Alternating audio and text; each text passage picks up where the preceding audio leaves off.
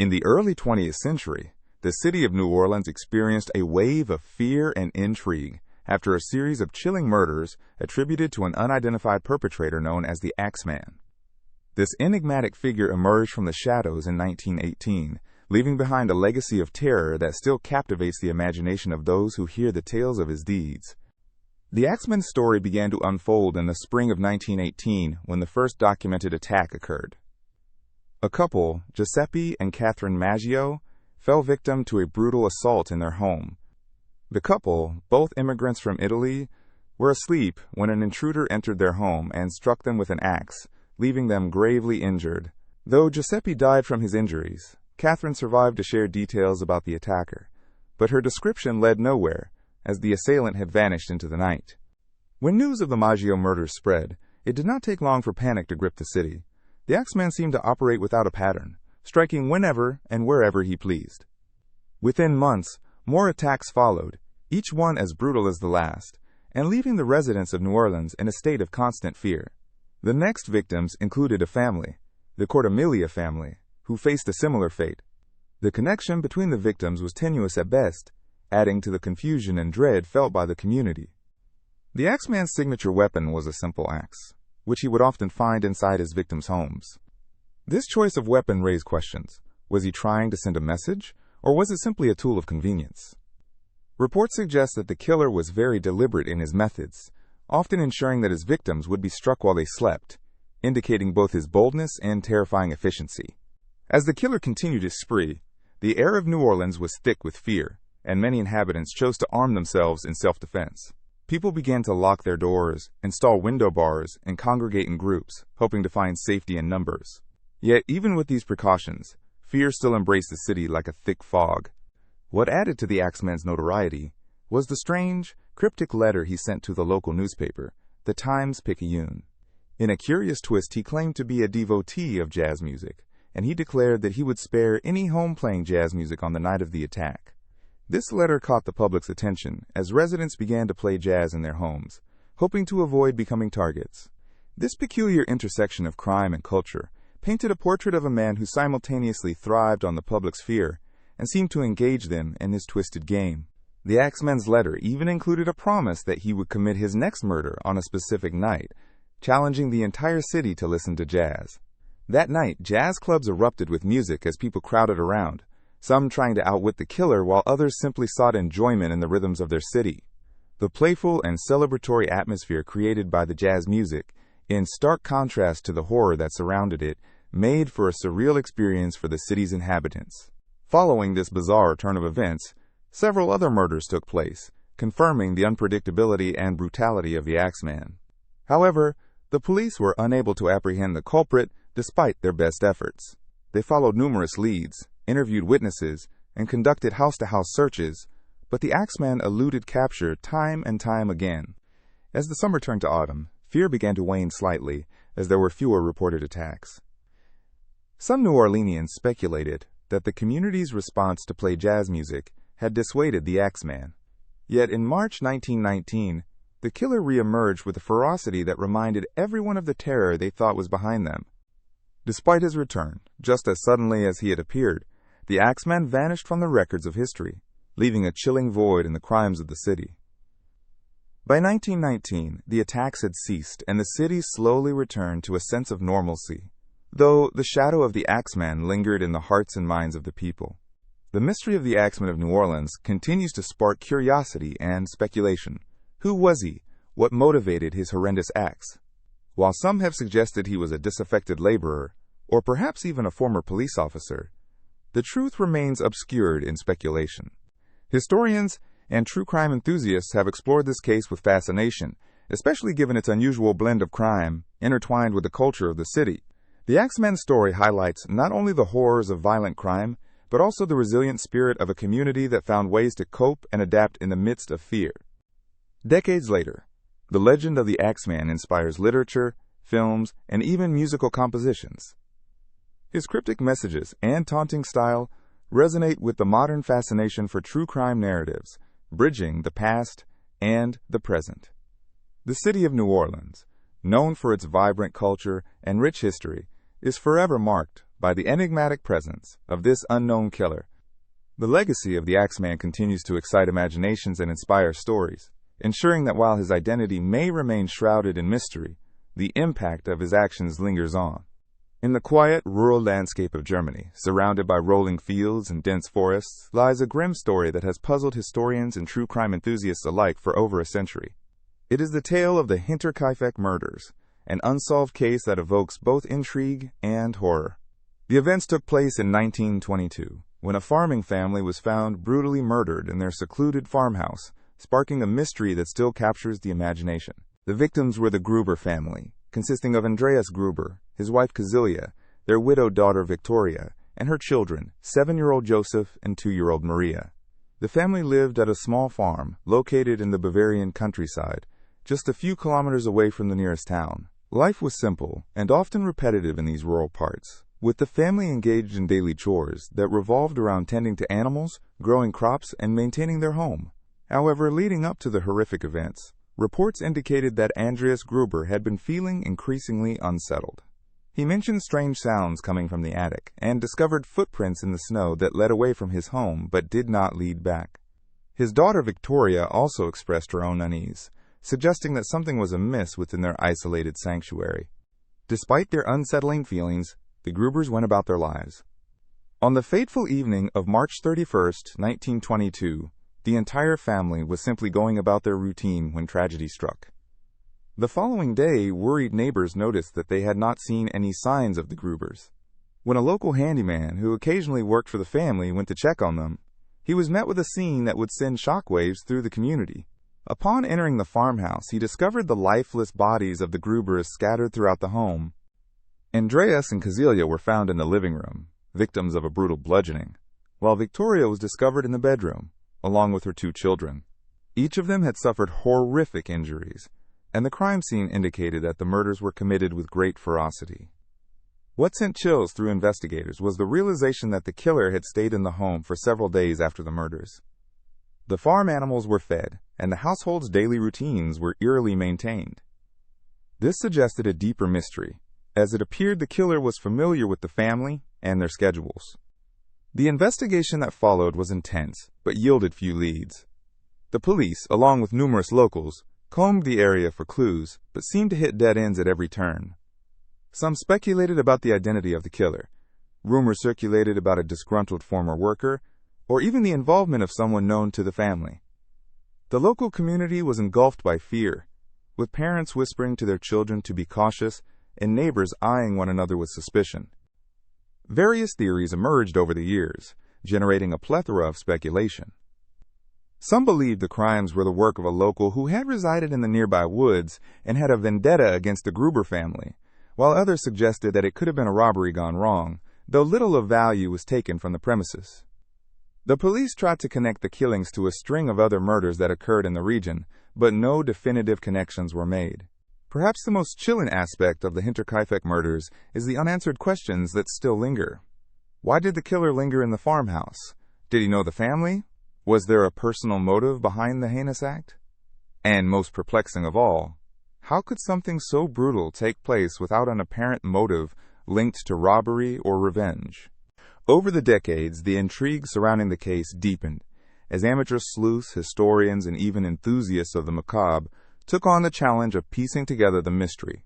Books, documentaries, and even fictional portrayals have attempted to explore the events leading up to that fateful night, fueling interest in the unsolved case. The legend of Hinterkaifeck and its tragic story continues to capture the imaginations of people far beyond the borders of Bavaria, inviting a myriad of theories and fictional retellings. To this day, no one has been charged with the murders, and the case remains one of the most famous unsolved crimes in German history. The Hinterkaifeck murders serve as a grim reminder of how quickly life can change and how the past continues to haunt the present. As the years go by, the allure of the mystery lingers on, drawing those who seek to uncover the truth about what happened to the Gruber family and their remote farmhouse. While the details may fade into the shadows of time, the story lives on, as unsettling and gripping as ever, reminding us of the darkness that can sometimes hide in the most unsuspecting places. The Zodiac Killer represents one of the most chilling chapters in the history of criminal investigation. His story unfolds in California during the late 1960s, a time characterized by social upheaval and cultural shifts.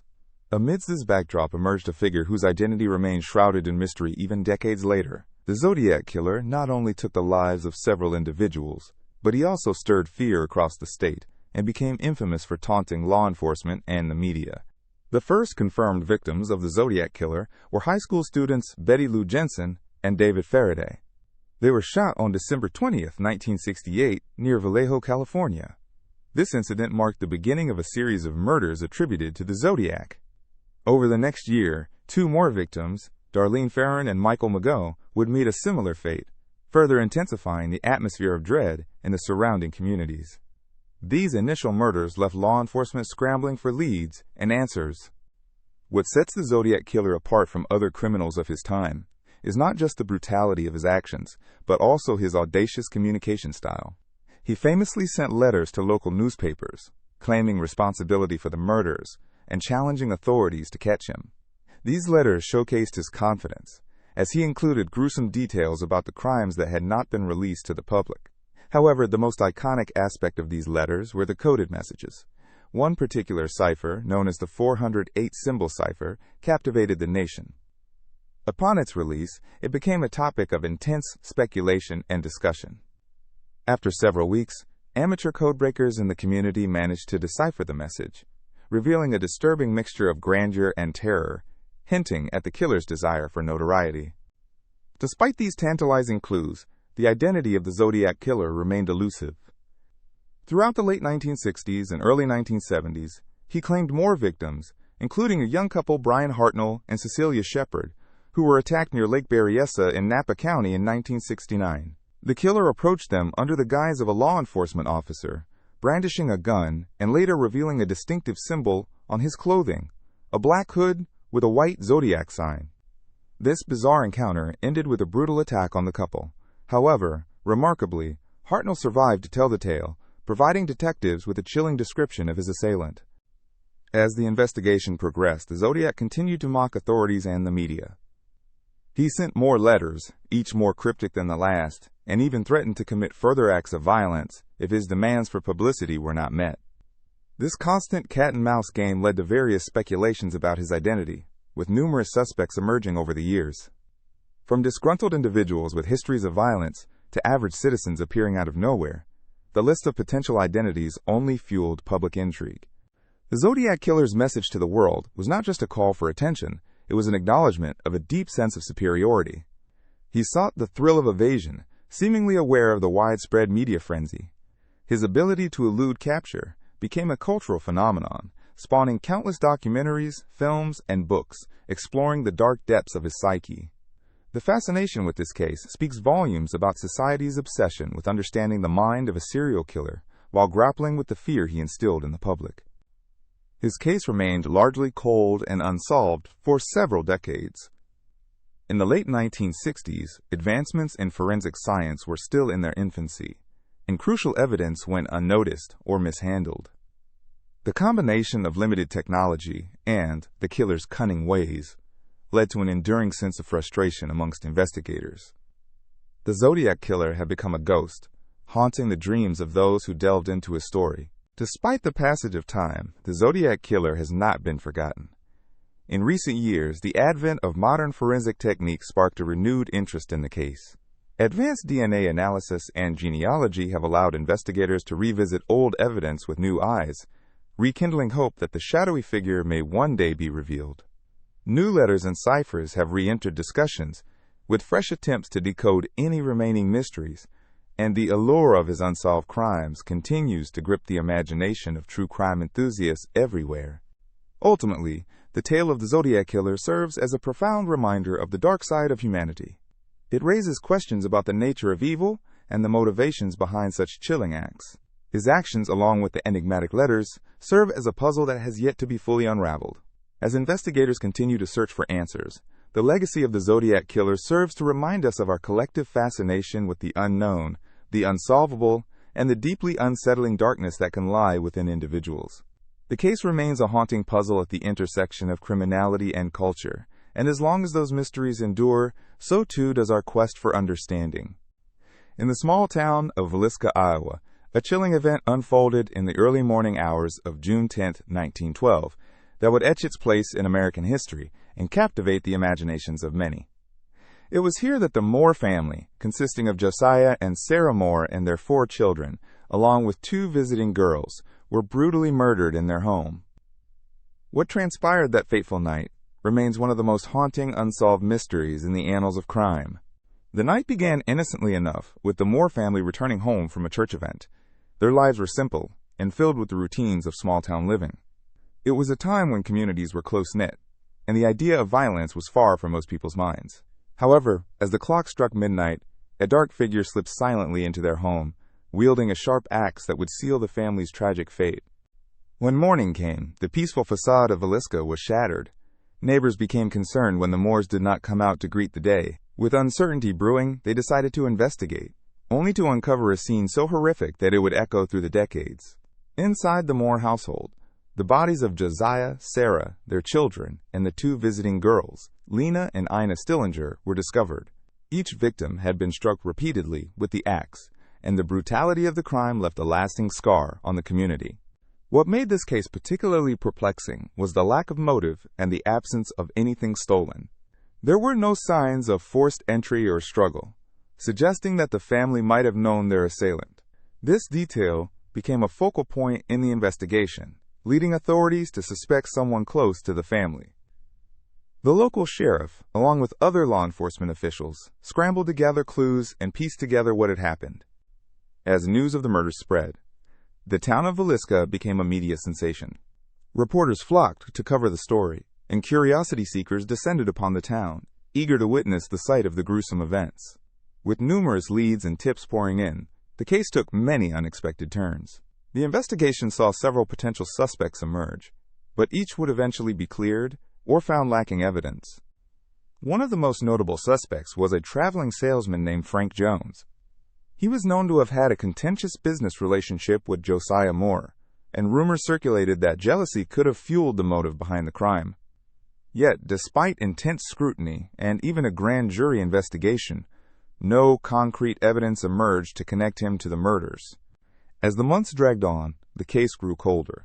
However, one of the most intriguing aspects was the ongoing fascination with the Villisca Axe Murders. The house itself transformed into a macabre attraction, with many curious visitors touring the murder site, captivated by its eerie ambiance. The legacy of the Moore family lingered, and locals spoke in hushed tones about their tragic story.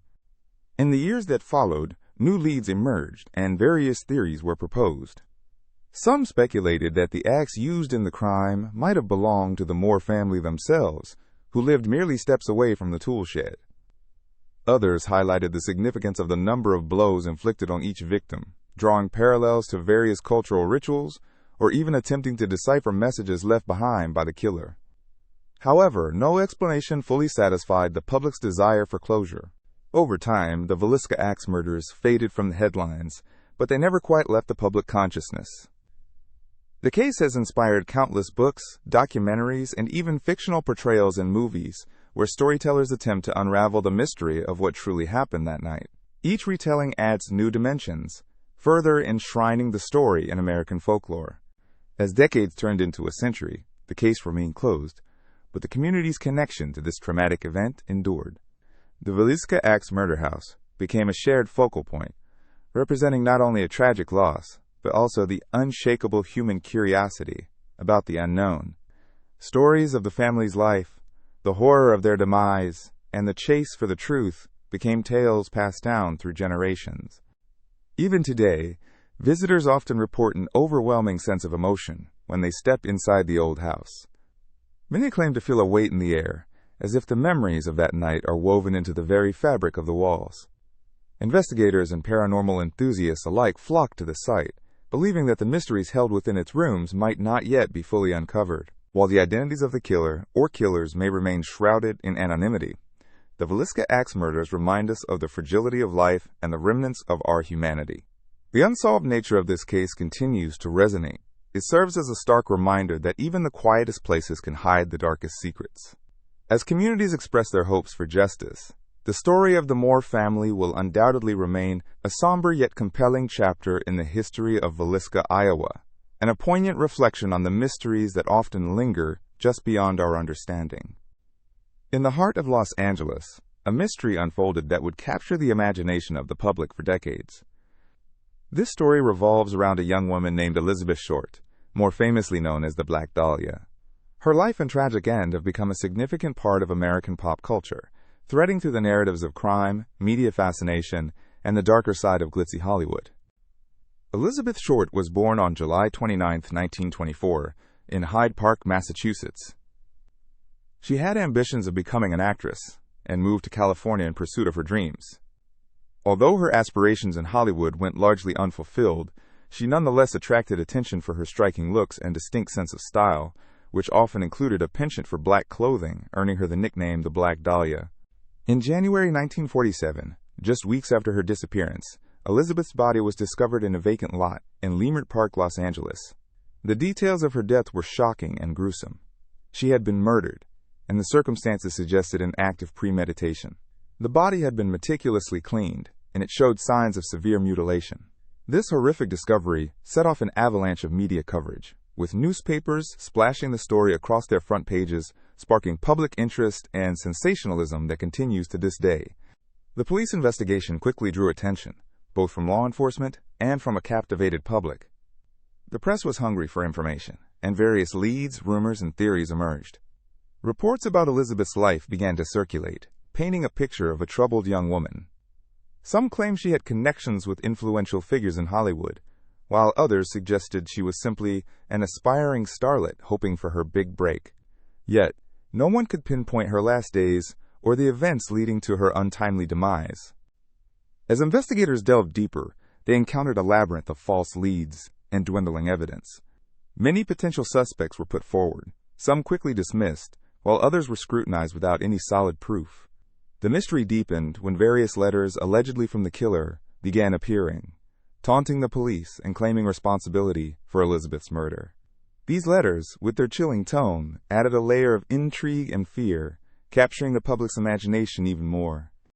The Black Dahlia case became a focal point in crime history, serving as a reflection of post-World War II society. The 1940s were a time of significant change in America, marked by rising aspirations, shifting gender roles, and an ever-growing media landscape. With the advent of television and more widespread access to print news, the public was increasingly enthralled by stories of crime and sensationalism. Elizabeth Short's story fit perfectly into this cultural moment, as she became an icon of both beauty and tragedy. Movies, books, and even television shows have been inspired by this infamous case. The story of the Black Dahlia has been explored in countless ways, often blending fact with fiction as writers and filmmakers have sought to unravel the threads of Elizabeth's life and death. Some portray her as a victim of circumstance, a young woman caught amidst the dark underbelly of Hollywood, while other adaptations focus on the mystery itself, speculating on the identity of the perpetrator. Among the numerous theories proposed, several notable names have surfaced over the years, each surrounded by intrigue and speculation. Some suggest that Elizabeth was silenced due to knowledge of a scandal involving powerful figures in the industry, while others postulate connections to organized crime. The theories continue to fuel discussions and debates, creating a rich tapestry of stories that both honor Elizabeth Short's memory and question the moral implications of fame and aspiration. Despite the numerous investigations undertaken in the years since her death, Elizabeth Short's murder remains unsolved. The LAPD has periodically revisited the case, hoping that new advancements in forensic technology might provide insights that previously eluded investigators. Cold cases like the Black Dahlia are not uncommon, as time often obscures the truth. Yet the desire to see justice served keeps the story alive. In 2003, the case was spurred back into the public eye with the release of The Black Dahlia, a film directed by Brian De Palma, which sought to reimagine the events surrounding Elizabeth's life and tragic death. The movie fueled renewed interest, inviting a younger generation to explore the enigmatic life of Elizabeth Short and the city that couldn't solve her murder. The legacy of the Black Dahlia transcends the initial shock of the crime. It has become a cultural phenomenon. Elizabeth Short has come to symbolize not only the allure and dangers of Hollywood, but the often brutal realities of life, for women striving to make their mark in a competitive world. Each year, as anniversaries of her death pass, the fascination surrounding her life only grows, serving as a reminder of the unresolved mysteries that linger in the shadows, as well as the stories we tell about beauty, ambition, and the human condition. Ultimately, the story of Elizabeth Short, the Black Dahlia, reminds us of the fragility of life and how quickly dreams can turn into nightmares. It invites reflection on the societal values of beauty and fame, and the often murky overlap between brilliance and tragedy. As we consider the enigma of Elizabeth's life, we delve into the depths of human nature and the stories that connect us all in our pursuit of hope, understanding, and perhaps, in some cases, justice.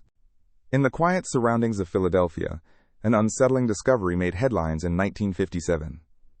On February 25th, a young boy, no older than 4 or 5, was found abandoned in a cardboard box in the woods of Fox Chase.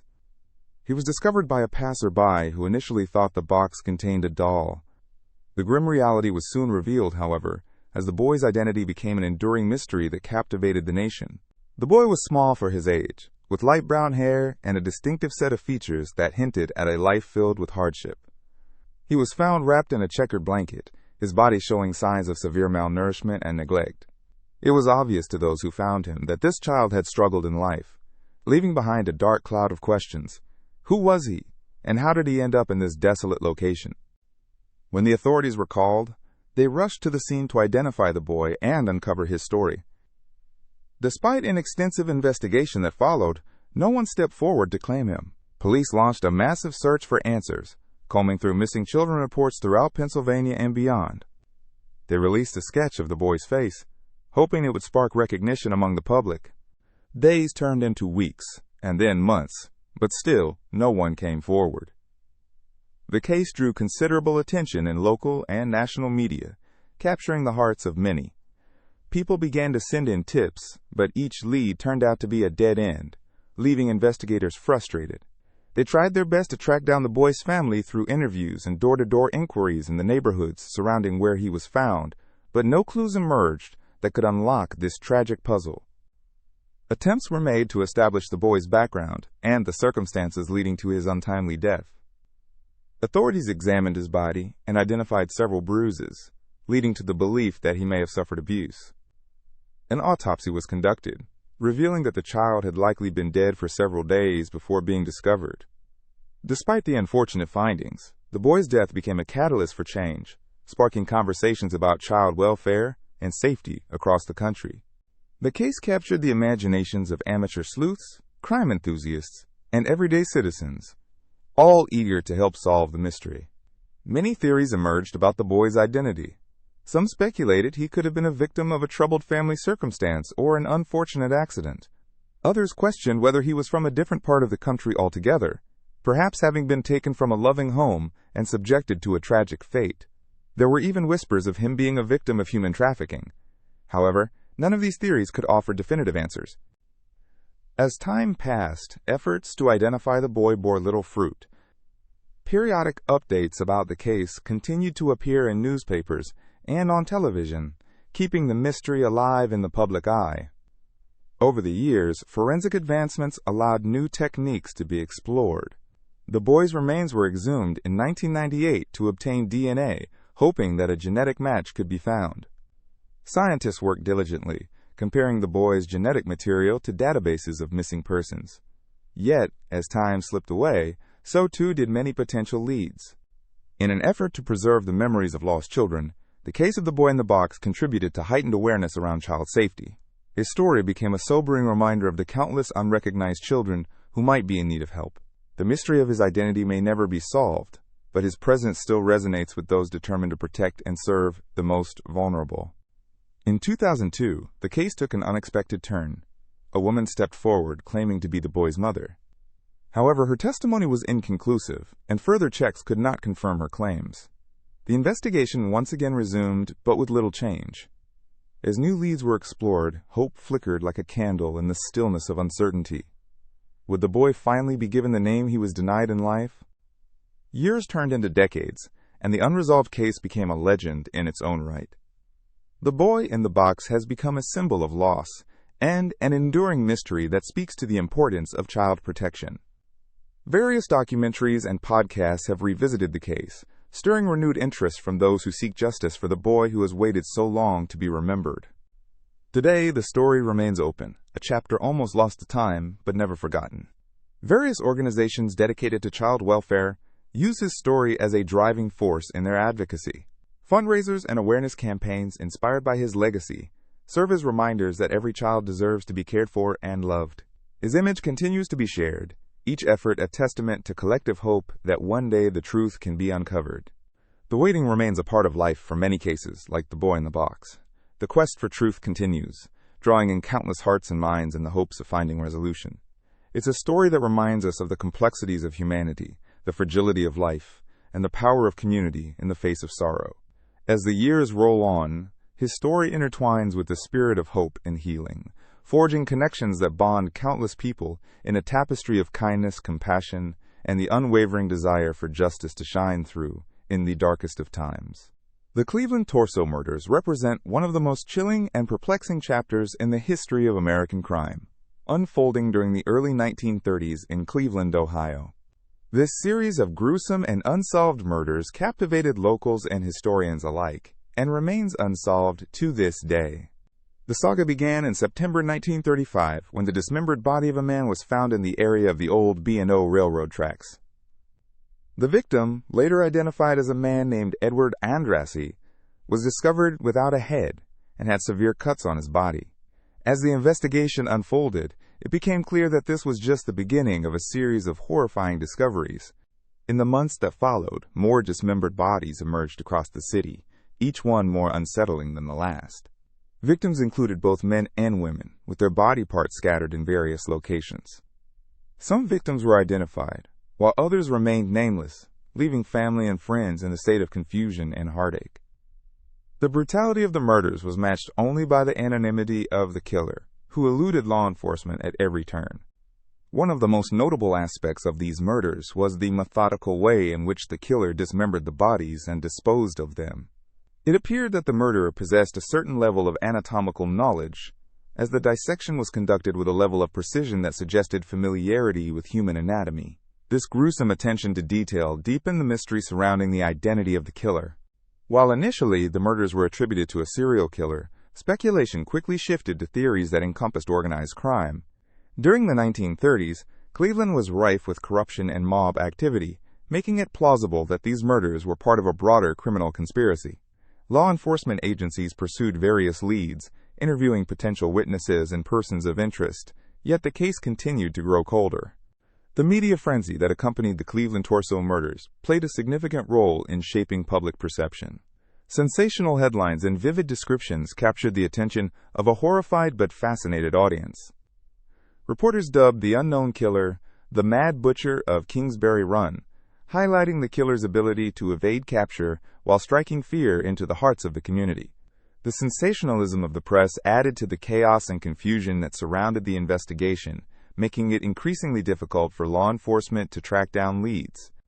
In the midst of this horror, the city of Cleveland experienced a period of social and economic turmoil, struggling with the impacts of the Great Depression. The atmosphere of fear surrounding these murders added to the residents' already precarious sense of security. Community members began to form their own theories and stories regarding the killer, leading to a variety of misguided suspicions and potential leads that ultimately went nowhere. As the years went on, leads began to dwindle, and with each passing investigation, hope of catching the killer faded. The police received numerous false tips, and many people even took to the urban landscape, searching for clues in the hopes of solving this chilling crime. Some asserted that the murders were the work of a single individual, while others speculated that they might have been committed by a ring of criminals, creating an environment of constant fear and uncertainty. Despite the passage of time, interest in the Cleveland Torso Murders has not waned. Historians, true crime enthusiasts, and amateur sleuths continue to dig into the available records, hoping to uncover new insights or evidence that might shed light on the identity of the killer. With advances in forensic science and modern investigative techniques, some believe that there is still a chance to bring closure to the families affected by these horrific acts. As a result, this dark chapter in Cleveland's history has inspired a variety of books, documentaries, and even fictional adaptations, situating the story within popular culture. By exploring the gruesome legacy of the Cleveland Torso Murders, These works serve to remind audiences that at the heart of these chilling tales are real lives and devastating losses that left a lasting scar on the community. In the end, the Cleveland torso murders linger in the collective memory as a haunting reminder of the capacity for human cruelty and the dark secrets that can lie hidden within a city. Even today, the question remains, who was the person behind these heinous acts, and why did they commit such atrocities? While we may never know the complete truth, the movement to keep the discussion alive serves as a testament to the resilience of the human spirit amidst unimaginable horror. As we continue to reflect on this unsettling series of events, we find ourselves pondering the phenomenon of evil that can emerge within society, leaving a legacy that haunts generations long after the crimes have been committed. Once upon a time, in the small town of Haverford, West Wales, lived two extraordinary sisters named June and Jennifer Gibbons, known to many as the Silent Twins. Born on April 11, 1963, they were identical twins, sharing not just physical resemblance, but a bond that was deeper than most could fathom. From a young age, they exhibited an unusual and almost eerie closeness, speaking in a private language that only they could understand. While other children in their neighborhood engaged with friends and played games, June and Jennifer chose to withdraw into their own world. Their silence around the outside world eventually sparked intrigue and concern among their family and teachers. The twins became reclusive, preferring to communicate with each other rather than anyone else, forging an unbreakable connection. Those who met them often noted that, although they were both present, it was as if only one personality existed between them. It wasn't just a matter of shyness. Their isolation served as a defense mechanism against a world they found overwhelming and intimidating. This complex relationship provided both comfort and confinement. As they grew older, this closeness turned into something darker. The twins began to express their frustrations and tensions through acts of rebellion. The world outside, which they shunned, began to perceive them as troubled. They engaged in delinquent behavior, committing petty crimes that escalated over time. Their actions were often interpreted as desperate cries for help, fueled by a profound sense of alienation and the weight of their shared existence. In 1976, the sisters' lives took a significant turn when they were sent to a special school for children with behavioral issues.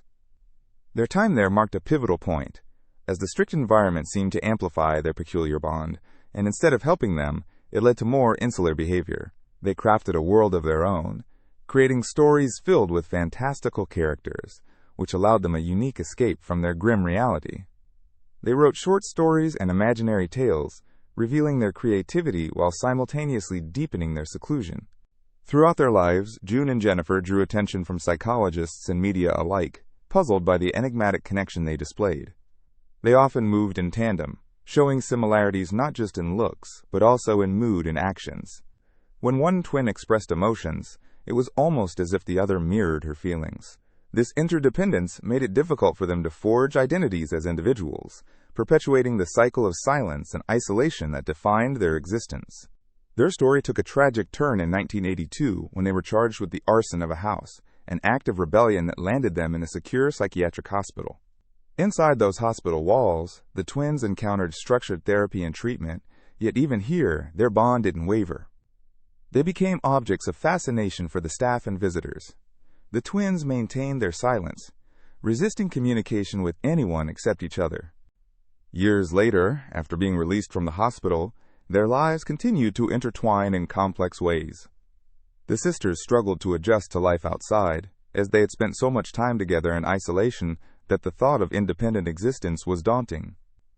Understanding the world outside became a challenge, and they found it difficult to engage with society. The narrative of June and Jennifer Gibbons plays out like a haunting tale of identity and connection, exploring the depths of loneliness that arises from deep relationships. As fascinating as their bond was, it included elements of chaos and darkness that led to tragic outcomes. The world inevitably tried to understand their connection, but few could truly fathom the complexities of their intertwined souls. In 1993, tragedy struck as Jennifer passed away suddenly. The circumstances surrounding her death remained shrouded in mystery and speculation. June was then left to navigate a world alone, an experience she had never truly known. The loss of Jennifer forced June to confront her individuality and remarket her identity outside the twin dynamic. The Silent Twins have become a haunting reminder of what it means to live in isolation, even within close relationships. Their lives invite reflection on love, loss, and the intricate layers of human connection. Their story is not just one of tragedy, but also raises questions about the nature of identity, silence, and the search for understanding in a world that often feels alien. Over time, their narrative has captured the imaginations of many, inspiring books, documentaries, and discussions on the profound complexities of human relationships. As people delve into the lives of these enigmatic twins, they find reflections of their struggles, fears, and the search for connection in a world filled with chaos. The tale of June and Jennifer Gibbons serves as a reminder that even in silence, stories long to be told. Through their darkness, we glimpse the beauty of human connection and the struggles that come with trying to find one's voice in a silent world. In the fall of 1982, a series of tragic events unfolded in the Chicago area that forever changed the landscape of consumer safety and law enforcement. This story begins with a popular over-the-counter pain reliever known as Tylenol. At the time, Tylenol was one of the most trusted brands for treating headaches, minor aches, and pains. However, in a shocking turn of events, it became the focus of a chilling crime that would spark nationwide panic. On September 29, 1982, a woman named Mary Kellerman, just 12 years old, took one of the capsules from a bottle of Tylenol to relieve some minor discomfort. Tragically, she collapsed within moments, and despite efforts to save her, she was pronounced dead shortly thereafter. This terrible event was just the beginning, as over the next few days, several more people in the Chicago area met similar fates after ingesting the same product. As investigators delved deeper into the circumstances surrounding the deaths that week, they discovered a shocking pattern. Each of the victims had used Tylenol just before their illnesses, leading to the alarming conclusion that something deadly had been introduced into the product. The authorities immediately sprang into action, conducting thorough examinations of the capsules and the bottles involved. What they found was both chilling and bizarre. It turned out that someone, an unknown individual, had tampered with the Tylenol capsules. They had replaced the contents of the capsules with potassium cyanide, a highly toxic substance that can lead to quick death in minimal doses. This was not an isolated case. As the investigation unfolded, it became clear that similar tampering had occurred with Tylenol bottles on store shelves throughout the area. The implications were staggering. Consumers were suddenly faced with the horrifying realization that a trusted medication could become an instrument of death. The news spread quickly, and panic ensued. Stores began pulling Tylenol from their shelves, and the brand's reputation faced incredible scrutiny. Families were terrified to treat minor ailments, unsure if what they were purchasing might be laced with poison. The Tylenol Murders, as they came to be known, soon turned into a nationwide crisis. Johnson & Johnson, the parent company of Tylenol, acted swiftly. They launched a massive recall of over 31 million bottles of Tylenol. But the damage had already been done. Sales for the product plummeted, and the company faced severe backlash from a frightened public. In a remarkable move, they chose to cooperate fully with law enforcement, offering assistance and resources to help uncover the perpetrator. Meanwhile, investigators began to piece together a timeline of events. They explored the possibility of the deaths being the work of a disgruntled employee, a random act of terrorism, or even an individual seeking revenge against the company. Tips flooded into the police, but all along, the culprit remained elusive. The FBI got involved, launching a nationwide manhunt for the unknown poisoner. In an effort to curb panic and protect consumers, businesses across the country took measures to improve packaging and secure medication. This tragic event highlighted the lack of safety protocols in the pharmaceutical and consumer goods industry. In the aftermath of the Tylenol murders, legislation was enacted to ensure better packaging and tamper-resistant technology in over-the-counter medications, making it much more difficult for anyone to replicate such a crime. As the investigation continued, some leads pointed to a man named James Lewis, who had sent a letter to Johnson & Johnson demanding millions to stop the tampering. While he was apprehended and charged with extortion, there was no direct evidence linking him to the poisonings. After a lengthy investigation, he was ultimately not charged in connection with the deaths, which continued to haunt law enforcement. The mystery surrounding the identity of the person behind the Tylenol murders remains unsolved to this day. Various theories have emerged over the years, each more intriguing than the last. Could this have been the act of a skilled chemist? Was it a revenge-fueled act, or simply an opportunity taken by someone with malicious intent? Despite countless hours of investigation and media coverage, the case has grown cold. In the decades since, the Tylenol murders have become a cautionary tale in the realms of product safety and consumer trust. The impact of this incident rippled throughout society, influencing how companies design safety features and how consumers view the products they use. It has raised awareness not just in the pharmaceutical industry but across various sectors where public safety is at stake. Today, the Tylenol murders serve as a reminder of the importance of vigilance and the necessity for regulatory standards in consumer goods.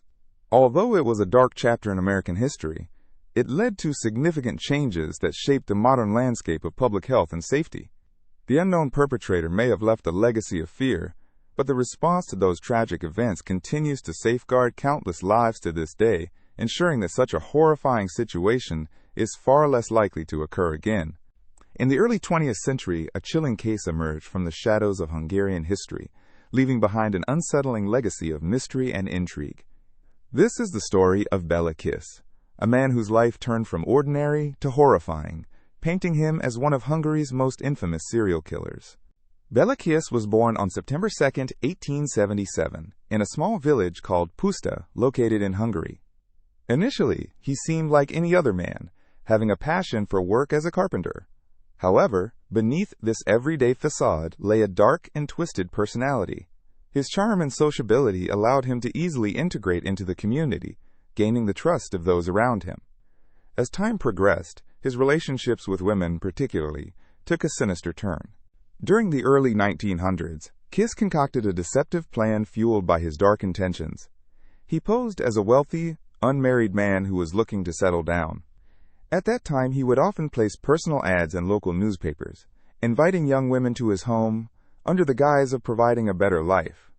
Unfortunately, a number of these young women would never return to their families, falling victim to Kiss's treacherous scheme. The investigation into Kiss's actions did not begin until 1916, when authorities stumbled upon a horrendous discovery. While inspecting an abandoned property owned by him in the outskirts of Budapest, they unearthed metal drums filled with the remains of several women. The horror of those findings sent shockwaves through the local and international communities. Inside those drums, investigators found meticulously preserved bodies, a gruesome testament to Kiss's heinous acts.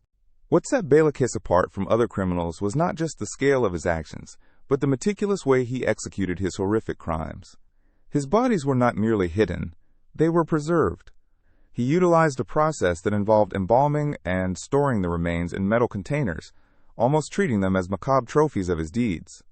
This method not only froze the evidence, but gave him an opportunity to later evade justice. Kiss's calculated methods allowed him to elude capture for quite some time, but ultimately, fate would intervene.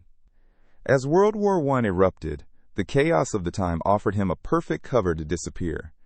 Just when authorities were closing in on him, he managed to vanish without a trace. Tales of his disappearance added another layer of mystery to his already chilling story. The subsequent lack of evidence regarding his fate ignited wild rumors that he might still be alive, hidden somewhere in Europe or beyond. The case of Bela Kiss became a sensation in the media, capturing the imagination of the public, sparking countless articles and even social theories about the mind of a murderer. As information continued to seep out about who he was and the sheer horror of his actions, many people found themselves drawn into a web of fascination with the darker sides of human nature. In the decades that followed, various sightings were reported, suggesting that Kiss had taken on a new identity or had become an elusive ghost. Some said that he escaped to South America, while others believed he may have been hiding under a new name in the bustling streets of a European city. Yet, despite all these reports, no solid proof ever confirmed his existence after 1916. The chilling legacy of Bela Kiss serves as a haunting reminder of the depths of human depravity and the unresolved questions surrounding unsolved cases. His actions left an indelible mark on forensic science, leading to advancements in criminal investigation techniques. The preservation of a crime scene became a vital aspect of solving murders in the years that followed, profoundly impacting the way law enforcement approached such shocking incidents.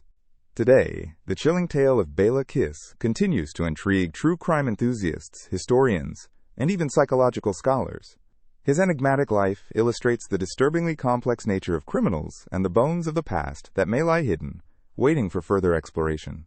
Kiss's story raises significant questions. How can one man mislead so many, and what drives humanity to such extremes? As time passes, the story of Bela Kiss intertwines with the fabric of Hungarian folklore, morphing into urban legends and stories told around campfires, capturing the fascination of generations. It shows how an ordinary life can spiral into something grotesque and horrific, echoing through time as a cautionary tale about trust, deception, and the hidden darkness lurking within seemingly normal lives. The mystery of Villisca is far from over. Each report, each hypothesis, and every ounce of speculation continue to fuel the fire of curiosity. His ghost remains, wrapped in a shroud of unanswered questions, reminding us that some cases defy closure, lingering like a dark shadow that can never truly be forgotten. What became of Villisca, the man with a hidden life? Conspiracies, speculation, and an aura of dreadful fascination surround his tale, cementing his place in the annals of criminal history. In the small town of Circleville, Ohio, a series of mysterious and threatening letters sent the community into a whirlwind of anxiety and intrigue. This captivating story, known as the Circleville Letters, started in the late 1970s and lasted for several years, captivating the attention of both residents and law enforcement. The saga reveals not only the fear and tension that enveloped this close-knit town, but also the impact of anonymity in communication and the lengths to which individuals might go when they feel threatened or wronged. It all began in 1976 when residents started receiving letters filled with accusations, secrets, and insults. The letters were typewritten and displayed an ominous tone, targeting various members of the community. Among the recipients was a local school teacher named Mary Gillespie, who found herself at the center of this unsettling narrative. The letters accused her of having an illicit affair with the school superintendent, a claim that deeply affected her personal and professional life. As the letters continued to arrive, they began to escalate in content and intensity. Recipients were shocked and frightened by the details contained within them, revealing secrets and stirring up rumors. The allegations didn't just affect the targets. They rippled through the town, impacting relationships and altering the fabric of the community. Friends became enemies, and trust was shattered as paranoia settled in. Law enforcement quickly realized they were dealing with more than just a simple prank. Investigators pieced together the letters, attempting to find clues about the identity of the writer. The situation became a real-life whodunit, and the sense of impending doom only seemed to intensify. People began questioning their neighbors, recalling peculiar interactions, and analyzing the letters for hidden meanings. Who could be behind such a campaign of terror? The story took a dramatic turn when Mary Gillespie's husband, Ron, decided to take matters into his own hands. He was determined to protect his wife and uncover the truth about the letters that had so wrongly targeted her. In a tragic twist of fate, Ron was involved in a motorcycle accident that left him dead in 1983. Following his death, investigators unearthed more letters, and the web of mystery grew even more intricate. The letters seemed to carry on, as if the writer had something significant to say. As time passed, a suspect emerged, a man named Paul Freshour. He was a former member of the community who became embroiled in legal troubles related to the letters. When evidence pointed toward him, he was ultimately convicted of attempting to murder Mary Gillespie by using a booby trap. Yet the letters persisted even during his imprisonment. The more the story developed, the more questions arose. Was Freshour the true author of the letters, or was there someone else lurking in the shadows? The town remained embroiled in uncertainty and suspicion, grappling with the notion that their peaceful community had been disrupted by a faceless adversary. What makes the Circleville Letters particularly fascinating is the complexity of the human emotions involved. The anonymity of the letters allowed the sender to express profound thoughts and feelings without revealing their identity. The letters contained not only threats, but also deep-seated grievances that hinted at personal vendettas and secrets. They served as a reflection of the darker aspects of human nature, jealousy, betrayal, and the desire for revenge. As such, the letters acted like a mirror held up to the community, revealing layers of interpersonal dynamics that most people would prefer to keep hidden. Additionally, the story touches on themes of social media and communication in the modern world. Today, individuals can hide behind digital screens, sending messages without direct confrontation. In the past, anonymity in letter writing took a physical form, but the intent remained the same. Whether through a handwritten note or a digital message, the power of words can either uplift or destroy. The Circleville Letters remain an unsolved mystery in the annals of true crime. Even though Paul Freshour was convicted, many believe he was a scapegoat for a larger conspiracy. Speculation continues to swirl about other possible suspects and motives. Over the years, investigators and amateur sleuths have pored over the details, hoping to crack the case. The story has inspired books, podcasts, and documentaries, each contributing to the allure of this baffling phenomenon. For the residents of Circleville, the ripple effects of the letters are still felt today. The fear and distrust they instilled serve as a reminder of the power of communication and the nuances of human relationships. The town story is a testament to how one person's actions can reshape a community, sparking conversations that resonate far beyond the borders of Circleville. In the end, the saga of the Circleville Letters is not just a mystery, it's an exploration of human behavior, the quest for truth, and the consequences of anonymity. The unanswered questions and unresolved tensions linger, enticing those who hear the tale to delve deeper into the complexities of human motives. Each letter tells a story, and the quest to understand it remains as compelling as ever. As we reflect on the Circleville Letters, we are reminded of the importance of truth, community, and the sometimes shadowy intersection between them. In the spring of 1946, a small town called Texarkana, nestled on the border between Texas and Arkansas, became the center of one of America's most infamous mysteries.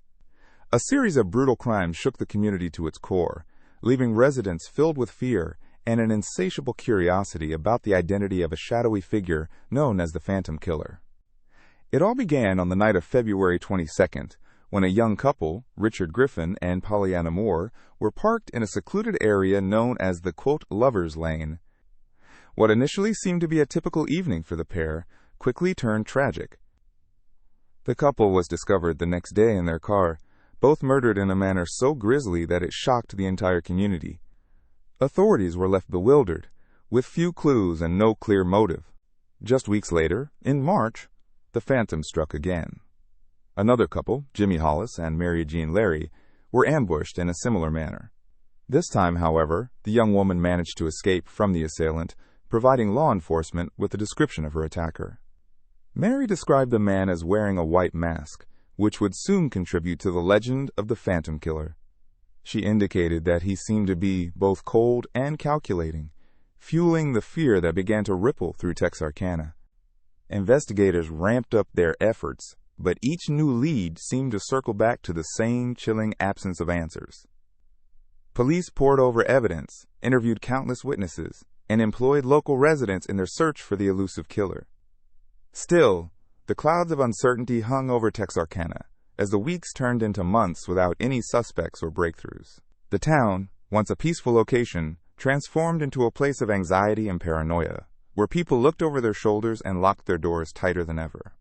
Families began to alter their routines. Young couples no longer felt safe parking under the stars as they once had. Businesses experienced a lull, as many residents chose to stay indoors, rather than risk encountering the threat lurking in the shadows. Some locals even reported seeing a mysterious figure roaming the roadways at night, further solidifying the grip the Phantom Killer had on Texarkana's imagination. The summer of 1946 brought new developments when the killer struck again on May 3rd. This time, a young couple, Betty Jo Booker and Paul Martin, were the victims. Their deaths followed a similar pattern, but sent the dread to new heights, as it became increasingly clear that the assailant was not just acting out of rage or passion. The calculated nature of these crimes suggested a terrifying methodical approach, which baffled law enforcement. In an attempt to combat the fear, local law enforcement formed a special task force to capture the phantom. Although the police worked round the clock, they were beset with challenges. The killer appeared to slip through their fingers at every turn. By now, the legend of the Phantom Killer grew, and stories circulated about the man in the white mask, creating a blend of reality and folklore that captured the public's imagination. Despite the fervent investigations, there were periods of poignant silence, where fear replaced hope amongst the population in Texarkana. That silence was only broken by frantic phone calls to the police or reports of strange figures seen at night. Each new night brought a sense of trepidation, as residents longed for the arrival of dawn, hoping for safety and reassurance in the daylight. The investigation did eventually lead to the capture of several suspects, but none were definitively linked to the crimes. Various theories emerged over the decades, including connections to organized crime and speculation around local residents. Each new theory breathed life into the case, sparking endless debates over the identity of the Phantom Killer. The community remained split between those convinced they had seen the killer and those who believed the authorities were merely chasing ghosts. Even as the years passed, the mystery refused to dull. As the 1940s turned into the 1950s, the ghost of the Phantom Killer lingered over Texarkana. Community events began to revert back to normalcy, yet remnants of the fear still echoed in conversations.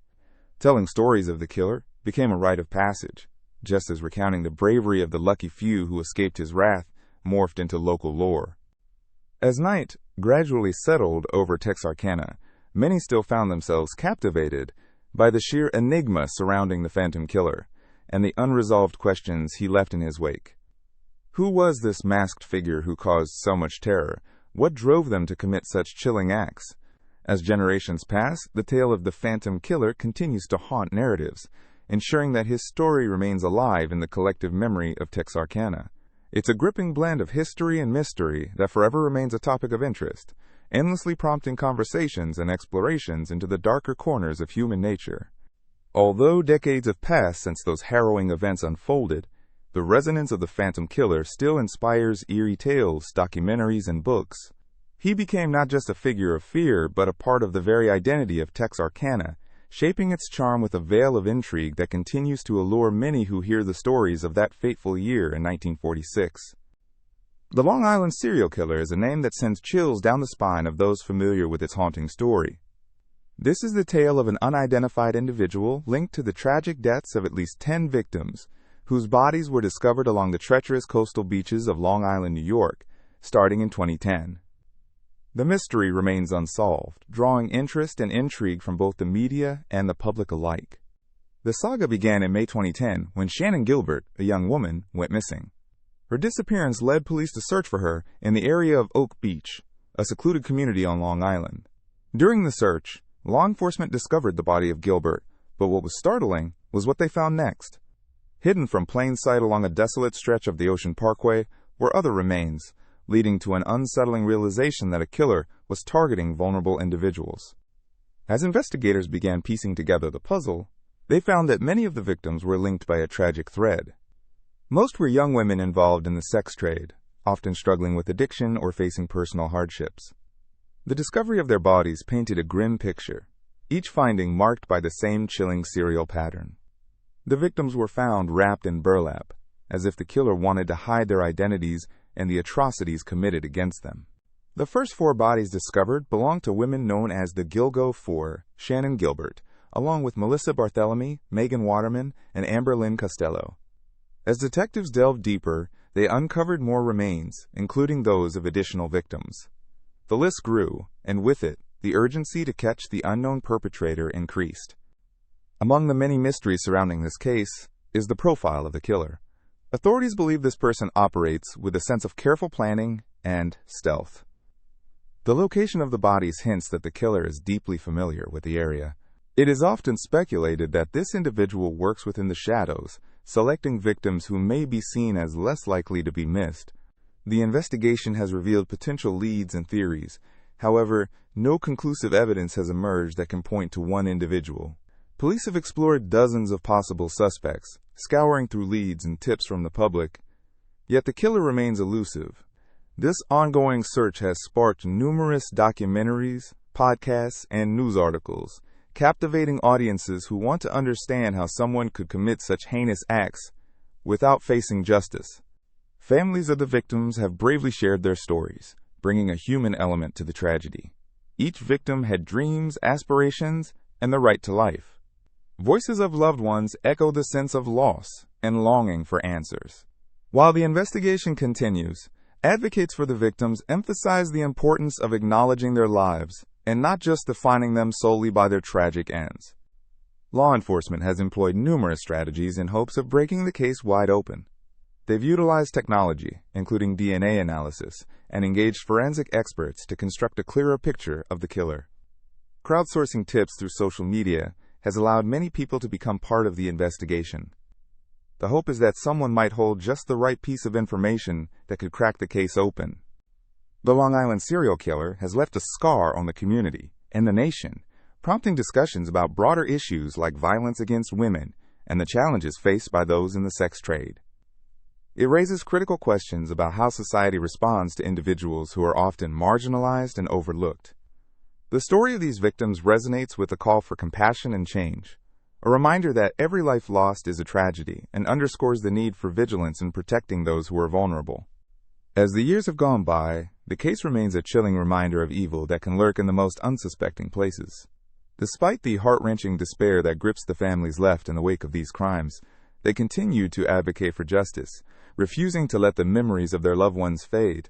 Each year brings renewed hope that answers will finally be found, allowing the community to heal and perhaps finding solace that justice has been served. This unsettling tale of the Long Island serial killer speaks volumes about the complexities of crime, the nature of humanity, and the ongoing quest for truth in a world filled with uncertainty. The search for answers will remain steadfast until the individual responsible is apprehended and the story of those young women is finally given the justice they so desperately deserve. The death of Edgar Allan Poe is shrouded in mystery and intrigue, captivating scholars and enthusiasts for over a century. Poe, known for his haunting poems and short stories, died on October 7, 1849, under circumstances that remain puzzling even today. The events leading up to his death are dramatic, filled with inconsistencies and unanswered questions. Edgar Allan Poe was born on January 19, 1809, in Boston, Massachusetts. He became one of the most important figures in American literature, celebrated for works such as The Raven, The Telltale Heart, and The Fall of the House of Usher. His writing often explored themes of death, madness, and the macabre, which only adds to the eeriness surrounding his own demise. In the fall of 1849, Poe was in Baltimore, Maryland. Reports from this period indicate that he was in a state of decline, struggling with personal and financial difficulties, exacerbated by his battle with alcoholism. However, his final days are particularly unclear. On September 27, 1849, Poe had left Richmond, Virginia, where he was staying with friends, to travel to Philadelphia. The journey should have been relatively straightforward, but shortly after leaving, things took a bizarre turn. Poe's behavior during the journey was erratic. He was reportedly seen in a disheveled state, wandering the streets of Baltimore, delusional and confused. Witnesses described him as crying out, often appearing helpless and lost. Those who encountered him expressed concern, unsure what was causing his distress. Poe was seen multiple times in the city, wearing clothes that did not belong to him, leading to heated debates about what could have possibly occurred during his journey. On October 3rd, he was found in a stupor outside a tavern in Baltimore. It was a local doctor, Dr. John J. Moran, who took him into his care. Poe was delirious, experiencing fits of excitement and confusion. According to accounts from the doctor, Poe's condition deteriorated rapidly. As he lay in the hospital, he was unable to recognize friends or even speak coherently. His last words were reported to be, "Lord, help my poor soul," a chilling utterance that has stirred many interpretations. The cause of Poe's death remains uncertain, with theories ranging from alcohol poisoning to rabies. Some speculate that he may have suffered from an underlying health condition exacerbated by substance abuse. Others theorize that he was a victim of cooping, a practice where individuals were abducted and forced to vote multiple times in elections to manipulate the outcome. This was not uncommon in the political climate of the time, adding another layer of intrigue to the mystery surrounding his death. Poe's funeral was poorly attended, reflecting the struggles he faced during his lifetime. Notably, only a handful of mourners were present to pay their respects. He was buried in an unmarked grave in Westminster Hall, Baltimore. Over the years, many people have been drawn to Poe, not only because of his literary genius, but also due to the mysteries surrounding his life and untimely death. His grave remained neglected until a dedicated group of fans eventually had a tombstone erected in 1875. In the years that followed, Poe became a legendary figure, with stories about his death inspiring countless discussions and explorations of his dark and troubled legacy. Biographers and literary critics have debated the peculiarities of his final days, suggesting that they could only be matched by the eerie themes woven throughout his works. As time passed, each narrative surrounding his death contributed to the larger mythos of Edgar Allan Poe. Tales of his troubled life and tragic end have become almost as iconic as the stories he penned. Literary enthusiasts often speculate how much of his own suffering might have influenced the haunting themes present in his writing, pondering whether this pain was both his muse and his downfall. Further adding to the enigma, several biographies were published in the years following his death, attempting to dissect his life and the events leading to his demise. Each one sought to uncover the truth, but often resulted in more questions than answers. The lingering curiosity surrounding Poe's death continues to haunt literary circles, inviting speculation and examination. Today, Poe remains a figure of fascination, inspiring writers, filmmakers, and artists. Countless adaptations of his works spring forth from both his life and his untimely end, continuing to captivate audiences everywhere. The aura of mystery surrounding his death only enhances the impact of his literary contributions, ensuring that both his works and his story will endure for generations to come. In a way, Edgar Allan Poe's life and death reflect the complex relationship between art and existence, intertwining the darkness of suffering with the profound beauty of creativity. His legacy serves as a reminder that some mysteries, like great literature, may never truly be solved. As we ponder the life and enigmatic demise of this extraordinary poet, we may find our own interpretations, guiding us toward deeper reflections on the themes he so masterfully explored. The disappearance of Madeleine McCann is one of the most perplexing and widely publicized cases in recent history. It all began on May 3, 2007, in the Portuguese resort town of Praia da Luz, where a 3-year-old girl named Madeleine was reported missing. This case has captured the attention of people all around the world, sparking discussions about child safety, media ethics, and the complexities of international missing persons investigations. Madeleine was vacationing with her parents, Kate and Jerry McCann, and her younger siblings in a holiday apartment. On that fateful evening, after putting their children to bed, the McCanns went to a nearby tapas restaurant with friends. They had planned to check on the children regularly, and Jerry McCann did just that. However, when he checked in on Madeleine around 10 p.m., he found her bedroom door open and her bed empty. The frantic search for Madeleine began almost immediately. The local police were alerted, and the McCanns, along with their friends and resort staff, combed the area, which included the beach, nearby streets, and local buildings. The atmosphere was one of disbelief and urgency, as they struggled to come to terms with the reality of a missing child. Over the following days, media coverage of the case intensified, and the McCanns' plight resonated on a global scale. The couple appeared on television, appealing for help and providing details about their daughter. Descriptions of Madeleine, including her distinctive feature of a mark in her right eye, endlessly circulated in news reports and social media. Posters and photographs of her were shared around the world, creating a sense of hope that she would be found. The investigation revealed several intriguing details. Portuguese police initially looked into various leads, interviewing local residents and tourists. However, the case soon drew criticism for the management of the investigation. The handling of the initial response, including the lack of immediate forensic searches and the failure to cordon off the apartment, raised questions among experts and commentators. As the days turned into weeks, and weeks into months, the investigation took unexpected turns. Initial theories included the possibility of an abduction, but various other scenarios emerged, leading to speculation and wild theories. Some pointed to a possible local involvement, while others suggested the chance of abduction by an organized group. Rumors and conjecture swirled in the media, often overshadowing the facts of the case. In 2008, the Portuguese police officially closed their investigation, citing a lack of conclusive evidence. Despite this, the McCanns refused to give up hope, continuing to advocate for their daughter's case. They launched their own private investigation and enlisted the help of international agencies, including the British Metropolitan Police, who reopened the case in 2011. This renewed interest led to the development of a series of new leads, but still no definitive answers. The impact of Madeleine's disappearance extended far beyond the immediate family. The case spurred national and international discussions about child protection, vacation safety, and the responsibility of local authorities in addressing such incidents. It also prompted changes in policies regarding child welfare and hotel security in various countries. The media's involvement in the case became both a blessing and a burden for the McCanns. While heightened attention brought awareness, it also fueled speculation, scrutiny, and unwarranted accusations against the family. Journalists would stand outside their home and hound them for statements or information, turning their tragic situation into a continuous phenomenon of public discourse.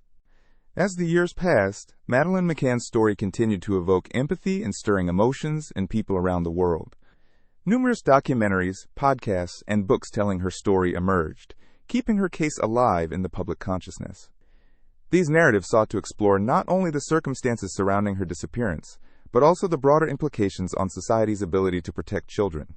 In 2020, a significant breakthrough occurred when a suspect identified as Christian Bruckner was named by German authorities as being potentially involved in Madeleine's disappearance. This development reignited hopes and discussions, yet the complexities of the case remained evident. The lack of concrete evidence kept the case open to various interpretations, with many still seeking closure for the missing child and her family. The case of Madeleine McCann is a poignant reminder of the vulnerabilities that exist in our world. It serves as a rallying point for parents, communities, and law enforcement to remain vigilant in safeguarding children. While the case remains unsolved, it encourages ongoing dialogue about missing persons and the measures in place to prevent similar incidents from occurring in the future. As we reflect on Madeleine's story, we come to realize how tragedy can unite people across borders and cultures. The search for truth and justice transcends geographical boundaries, sparking both compassion and a call to action. The hope remains that one day the mystery will unravel and answers will be found, not just for the McCann family but for every child who has faced the same fate. In the summer of 1974, a haunting discovery was made in the serene yet foreboding landscape of the Cape Cod sand dunes in Massachusetts. The local community was shaken when the body of a woman was found, her identity cloaked in mystery and her death enveloped in unanswered questions. This tragic figure, often referred to as the Lady of the Dunes, has intrigued amateur sleuths, professional detectives, and curious minds for decades. The story begins on a warm July day. A young man and his dog were walking in the dunes, enjoying the coastal beauty. Their tranquil stroll was shattered when the dog unearthed a horrifying scene. In a secluded area, they stumbled upon the body of a woman, her lifeless form covered by sand. The discovery prompted an immediate investigation, but what unfolded next perpetuated a grim enigma. The woman was estimated to be between 20 and 40 years old. She stood at around 5 feet 2 inches tall, with flowing brown hair. The circumstances surrounding her death were peculiar. Authorities noted signs of a violent end, yet the details were scarce. There were no identification documents, no personal items nearby, and no witnesses to recount her story. The case quickly garnered media attention, capturing the interest of everyone from local residents to true crime enthusiasts. As investigators delved into her background, they uncovered that she had been brutally murdered. The cause of death was determined to be blunt force trauma, and her body had been mutilated post-mortem. Though investigators worked tirelessly, leads were few and far between. Over time, several theories emerged about her identity and her final moments. One of the more intriguing theories suggests that the Lady of the Dunes could have been a victim of organized crime. In the 1970s, Cape Cod was a popular destination, attracting various individuals, some of whom may have had less than lawful connections. The speculation around her connections to these criminal elements added an atmospheric layer to the mystery. Over the years, law enforcement officials have released age progression images, hoping to uncover her identity. In 1980, they even appealed to the public, asking for information about a distinctive pair of blue jeans and a bandana, the only physical evidence that could link her to someone who might know her. Various names and potential matches have surfaced, including a connection to a missing woman named Brenda, but none have proved conclusive. The Lady of the Dunes has inspired wonder beyond the confines of police investigations. She has been the subject of documentaries, podcast episodes, and numerous books, each adding new threads to her tragic narrative. The captivating aspect of her story lies not just in the search for answers, but in what her tale represents: the lives lost, the unresolved questions, and the fragility of identity itself. In recent years, advances in forensic science have reignited hope for finding out more about her. The Massachusetts State Police used DNA analysis, hoping to uncover her lineage and finally provide closure. While many cold cases remain dormant in the shadows of time, the Lady of the Dunes continues to haunt the annals of true crime history. People can't help but wonder about what her life was like. Imagining the woman before her tragic end, we can envision her laughing with friends, perhaps enjoying a summer day on the beach, or dreaming of distant horizons. What events led her to be in Cape Cod that fateful summer? Who were her loved ones? What were her hopes, fears, and dreams? Each question leads deeper into the woods of speculation and intrigue. Some speculate that she was traveling alone, possibly seeking solace or adventure along the iconic Massachusetts coast. Others ponder if she was part of a transient lifestyle, drifting from one place to another, leaving behind a trail of connections that ultimately faded. Many have taken it upon themselves to unravel her story, advocating for her memory and seeking justice. Furthermore, the significance of the Lady of the Dunes extends beyond just her identity. It sheds light on broader themes, such as the vulnerability of individuals, and the unfortunate reality that not every life is preserved in the memory of society. Her story serves as a reminder that every life holds meaning, and the search for understanding shapes the quest for justice in a world where not everything can be explained. From the sandy shores of Cape Cod, the legacy of the Lady of the Dunes lingers. It's a tale of mystery that evokes a sense of both unease and fascination. The questions surrounding her life and death persist, drawing in those who seek to piece together the fragments of a story that has been overshadowed by time. Even decades later, she continues to inspire curiosity and thoughtful reflection on the nature of identity and justice. The story of Room 1046 begins in Kansas City, a bustling hub during the 1930s, where numerous travelers flocked to the city for various reasons. It's a tale shrouded in enigma, drawing in amateur sleuths and true crime enthusiasts alike. The main character is a man who identified himself as Roland T. Owen, a name that would become infamous in the annals of unsolved mysteries. Roland T. Owen arrived at the Hotel President on January 2, 1935. He was a young man, seemingly in his 20s, and upon checking in, he paid for his room in cash, which was not uncommon in those days. He requested a simple room on the 10th floor. Initially, his behavior struck hotel staff as rather peculiar. Owen did not have any luggage. Instead, he brought only a small number of personal items with him, a solitary toothbrush, a comb, and a few other necessities. As the days passed, Owen interacted with hotel staff, and his demeanor was often cautious. For instance, he would sometimes ask for privacy, instructing cleaning staff not to enter his room. He made strange requests, like asking for a glass of water or requiring that the lights be turned on in the hallway outside his door. This peculiar behavior, combined with his modest belongings, painted a picture of an enigmatic figure trying to evade the ordinary patterns of life. On January 3rd, just the day after he checked in, something shocking occurred. A hotel maid entered room 1046 to clean. When she opened the door, what she found was alarming. Roland T. Owen was lying on the floor, critically injured. His condition was dire, and he was soon rushed to the hospital. However, despite the best efforts of medical staff, on January 4, 1935, he succumbed to his injuries, leaving behind a cloud of questions. What led to this tragedy? When authorities investigated the scene, they found blood stains and evidence suggesting a struggle had taken place. His body bore numerous bruises and 2 distinct puncture wounds on his neck. These injuries hinted at foul play, but the investigation hit a brick wall almost immediately. Roland T. Owen could not simply be classified as just another victim.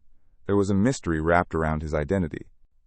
Following his death, authorities began to dig deeper into his background. Strangely, the name Roland T. Owen did not seem to exist in any official records, nor did they manage to uncover family or close friends who could provide insights into who he was or where he came from. The only belongings found in his room were the scant personal items he arrived with and a hotel directory. The absence of personal identification made it nearly impossible to trace his past, and the questions continued to mount. As curiosity about Roland T. Owen grew, local newspapers began to cover the unsolved case, sensationalizing the unknowns and driving a frenzy among amateur detectives and the public. The story captured imaginations. Who was this man? What was his purpose? And more importantly, who could have been involved in his untimely death? Despite the passage of time, the mystery surrounding room 1046 deepened. A few individuals came forward with tidbits of information claiming they had seen Owen speaking with a woman in the hotel, but no clear reports of her identity emerged. Some suggested he had a connection with organized crime, while others floated the idea that he might have been involved in espionage or other clandestine operations. The details remained fuzzy, but they contributed to the growing legend of Roland T. Owen. As investigations continued, the police largely exhausted all leads. Time passed, and the media's interest in the case waned, but the unanswered questions niggled at some. In the years to follow, various theories emerged. Some amateur sleuths proposed an idea that involved a love triangle gone wrong, while others were captivated by the notion of a secret life lived by Owen. Was he really who he claimed to be, or was he living under an alias, possibly trying to escape a past that was just as dark as the circumstances that surrounded his demise? As memories of the case faded, Room 1046 became a part of local lore, an embodiment of unresolved tension and intrigue. The hotel's history endured, maintaining a vague allure for those curious about the tragedies that unfolded within its walls. The mystery of Room 1046 remains an enduring legend to this day, a haunting reminder of the unknown chapter in someone's life that came to a sudden and violent end. In the end, Room 1046 serves as a reminder of the precariousness of life, of the unseen struggles that individuals may endure behind closed doors. While Roland T. Owen has remained nameless to many, the story of his tragic fate continues to ripple through the ages, keeping alive the wonder and curiosity about what might lie behind a simple hotel door. Each attempt to uncover the truth adds another layer to a mystery that refuses to fade away, inviting everyone to ponder the shadows that often linger just out of sight. In the early hours of August 20th, 1966, a chilling discovery was made on a hill in the small Brazilian town of Campos dos Goitacazes. Two men, later identified as Miguel José Viana and Manuel Pereira da Cruz, were found lifeless, their bodies lying side by side. What made this scene particularly bewildering was that both men were wearing lead masks over their eyes. This macabre detail would become the focal point of a mystery that has intrigued and baffled investigators and curious minds for decades. The two men had traveled from their hometown in Rio de Janeiro to Campos dos Goitacazes, a location known for its beautiful landscapes but now forever marked by this eerie event. Eyewitness accounts indicated that they had been seen alive just hours before their bodies were discovered. They had reportedly expressed interest in some sort of undefined experiment, hinting at a more profound purpose for their trip. Yet, what exactly that experiment was remains unclear, adding layers of enigma to the case. The lead masks that the men wore contributed to the growing mythology around the case. Lead blocks light, which led some to speculate that the masks were intended to protect their eyes from something extraordinary, perhaps a chemical or some sort of extraordinary experience. Over the years, theories about what transpired that night have run wild, engendering ideas about UFO sightings or even secret cult rituals. Each theory, no matter how bizarre, seems to be drawn to the element of the mysterious lead masks. Local authorities initiated an investigation into the circumstances surrounding the men's deaths. The inquiry revealed that both men had indeed brought additional items with them. They had left behind some rather peculiar belongings, including a notebook containing cryptic instructions and calculations. These notes were interpreted in various ways, suggesting communication practices or scientific experiments that might shed light on their intentions. Yet, they only added to the puzzle without providing any tangible answers. Autopsies were conducted, and the results were perplexing. Reports showed no signs of struggle or violence, and both men seemed to have died from causes that were undeciphered at the time. Toxicology tests indicated the presence of unknown substances in their systems, but the researchers could not conclusively identify what those substances were. This detail not only intensified the questions surrounding their deaths, but also hinted at the possibility that something unknown was at play. As time progressed, the story of the lead masks continued to capture the imagination of many. Popular culture began to clutch onto the narrative, woven into television shows, books, and documentaries. Each retelling incorporated new layers of conjecture, using the mysterious nature of the lead masks to explore larger themes like consciousness, the unknown, and the limits of human understanding. This phenomenon serves as a reminder of the human intrigue with the unexplained and how it evokes feelings of both fear and curiosity. Additionally, the lead masks case inspired individuals to reflect upon the deeper subjects of mortality and the enigmatic nature of our existence. People worldwide often ponder what events transcend the ordinary and what lies beyond everyday understanding. The capacity to speculate, to weave stories about two men who ventured into the unknown, resonates with audiences on many levels. The circumstances of the lead masks investigation have spurred discussions on the influence of external pressures or existential crises that may lead individuals to seek answers in spirituality, science, or transcendental experiences. The possibility that Viana and de Cruz sought answers to life's weighty questions creates pathways for reflection on why we are drawn to uncovering mysteries that lie within ourselves and around us. In a broader context, the lead masks case serves to illustrate how societal curiosity can manifest in the pursuit of extraordinary experiences. It can prompt individuals to search for meaning beyond the physical and tangible, leading them to ask questions that may never have straightforward answers. Whether it was a desperate chase for enlightenment or a perilous exploration into uncharted territories, the story resonates with the common human inclination toward inquiry. As the decades have passed, the haunting details of the lead masks case linger, interspersed with speculation and debate, forever a part of the fabric of folklore and mysterious narratives. Each element, from the lead masks to the cryptic notes and the unidentified substances, fosters ongoing fascination and discussion, encapsulating how a singular event can ripple through time, urging society to confront the mysteries that both connect and divide us. In the realm of unsolved cases, the lead masks phenomenon continues to stimulate thoughts and discussions about the unknown. It embodies the human experience, encapsulating how something so troubling can give rise to contemplation on larger existential questions. In many ways, it challenges us to hold space for the mysteries of life, reminding us that not all answers are immediately accessible, and sometimes they lie on the fringe of understanding, as close as a lead mask to the face of existence itself. In December of 1945, a fascinating and mysterious event unfolded in the Bermuda Triangle, an area infamous for its inexplicable disappearances and strange occurrences. This particular event revolved around Flight 19, a squadron of 5 TBM Avenger torpedo bombers belonging to the U.S. Navy. On a routine training mission, these 5 aircraft took to the skies from Fort Lauderdale, Florida, embarking on what was supposed to be a straightforward navigation exercise. The flight consisted of 14 crew members, with Lieutenant Charles Taylor in command. They were tasked with a triangular flying route that would ensure they practiced navigation skills, while also delivering some degree of realism to their training. Initially, everything went smoothly as the planes climbed into a clear sky. The mission brief called for them to head east for about 50 miles, then turn north for the same distance, and finally return to base from there. However, things took an unexpected turn about halfway through. As the flight progressed, some of the pilots began to feel disoriented, believing they were off course. Taylor, who had been flying similar missions for years, became increasingly concerned. He reported that his compasses were malfunctioning, providing inaccurate readings that left him unsure of their exact location. In an instance of critical communication, he voiced his concern that they may have drifted too far east and were unable to correctly chart a safe return route. Communication with ground control intensified as the situation grew more precarious. The Navy received frantic messages indicating that the pilots were lost and running low on fuel. In a bid to provide assistance, a rescue plane was launched. At this point, the situation became even more complex. The plane sent out to find Flight 19 also encountered complications.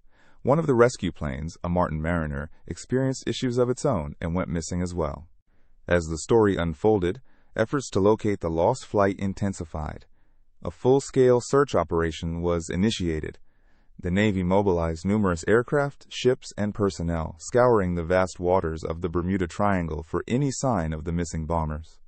Days turned into weeks, and yet, despite the extensive search efforts, neither the planes nor their crews were ever recovered. This enigma sparked numerous theories, making Flight 19 an essential part of the lore that surrounds the Bermuda Triangle today. Was it a navigational error, leading the pilots into dangerous territory? Could bad weather have played a role, causing confusion and disarray? Some even suggested mechanical failure or human error as potential factors in this unraveling mystery. The Bermuda Triangle has long been a focal point for theories and speculation. Some people believe it is a portal to another dimension, while others think it is home to magnetic anomalies that can disrupt navigational instruments. Though science often points to the natural explanations behind these disappearances, there remains a fascination with the idea that something beyond our understanding is at play. Flight 19 continues to intrigue those who delve into its history. In the years since, other vessels and aircraft have also gone missing in the vicinity, leading to a swell of interest in maritime and aviation safety. Investigators and enthusiasts often explore the possibility of environmental factors, such as underwater currents, shifting sands, or even methane eruptions contributing to accidents in this region. This incident has had profound implications not only for aviation but also for how we understand navigating over water. It serves as an enduring reminder of how even experienced pilots can find themselves overwhelmed by unexpected circumstances. Whenever people recount the tale, new ideas and suggestions emerge, showcasing human curiosity about the unknown. Flight 19 highlights the thrill of adventure, the tension of uncertainty, and the tragic beauty of mankind's experience with nature. Many in popular culture have drawn inspiration from this story, using it in films, documentaries, and novels.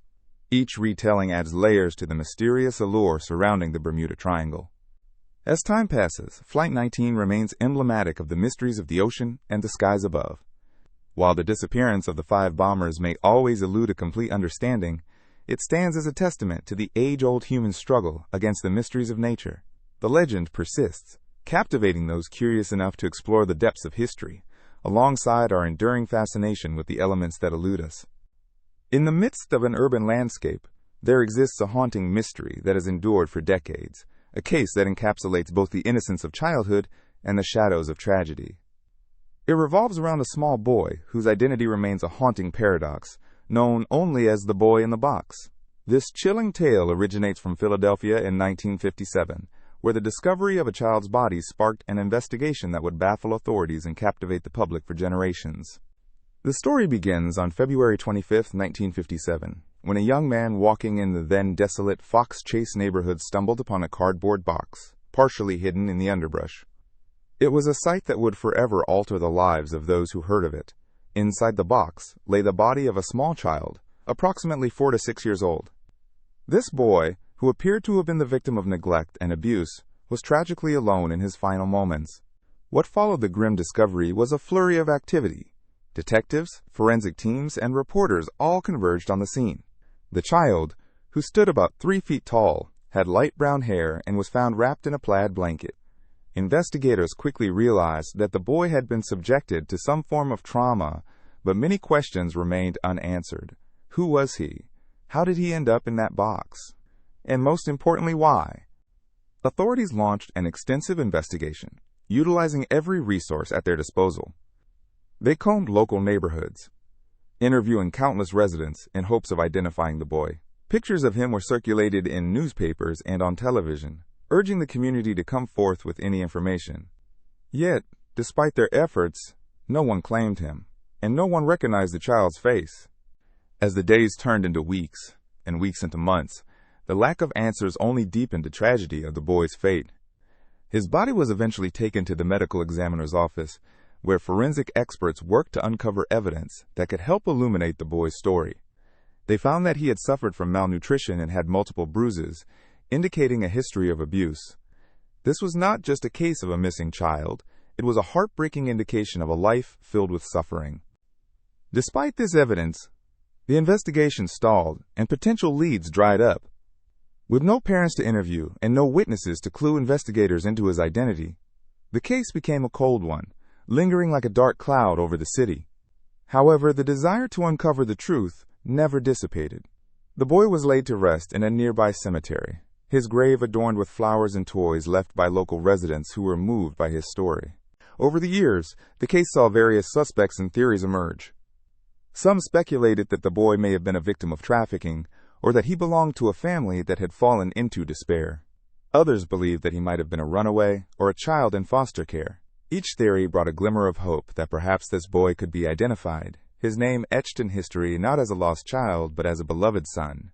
In the 1990s, advancements in forensic science modernized the investigation. DNA testing provided new hope, reigniting interest in the case.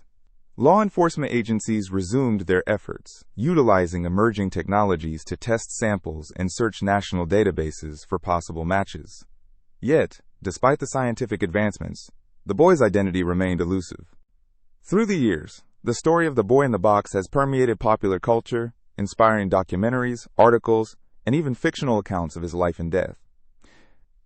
Community members have held vigils, expressing compassion and a shared desire for justice. Each year, as anniversaries come and go, fresh calls for information emerge, each plea framed in the context of a child who deserved a better fate. The mystery of the boy in the box transcends the boundaries of time and geography. It serves as a poignant reminder of the vulnerability of children and the responsibilities that society bears to protect them. The lack of resolution continues to resonate, igniting discussions about child welfare, domestic issues, and the importance of community vigilance. In the heart of Philadelphia, the story remains a potent enigma, one that captures the imagination while evoking a deep sense of empathy. The unsolved case of the boy in the box compels us to reflect on our social responsibilities and the impact of unchecked neglect. It implores not just law enforcement, but also neighbors, teachers, and strangers to remain vigilant, fostering connections that help prevent other tragedies from occurring. As the decades pass, the hope remains that one day the young child's story will find closure. It begs us to remember the innocent boy who, even in silence, continues to speak to the hearts of those willing to listen, urging us to seek justice not just for him but for every child who may suffer in the shadows. As we engage with this haunting tale, we are invited to actively participate in a quest for understanding and compassion, keeping the memory of the boy in the box alive and illuminating the path toward a brighter, more vigilant future. The story of Elizabeth Short, often referred to as the Black Dahlia, is one that has captivated the public imagination for decades. In 1947, in Los Angeles, California, the glamorous and tragic tale of a young woman met a brutal and mysterious end. Elizabeth Short, originally from Massachusetts, arrived in Los Angeles with dreams of becoming an actress. She was known for her striking beauty, characterized by her dark hair and striking blue eyes. However, her aspirations would come to an abrupt and horrifying conclusion, forever linking her name to one of the most infamous unsolved murder cases in American history. On the morning of January 15, 1947, the body of Elizabeth was discovered in a vacant lot in the Leimert Park neighborhood of Los Angeles. The discovery was made by a passerby who noticed the lifeless form lying on the ground.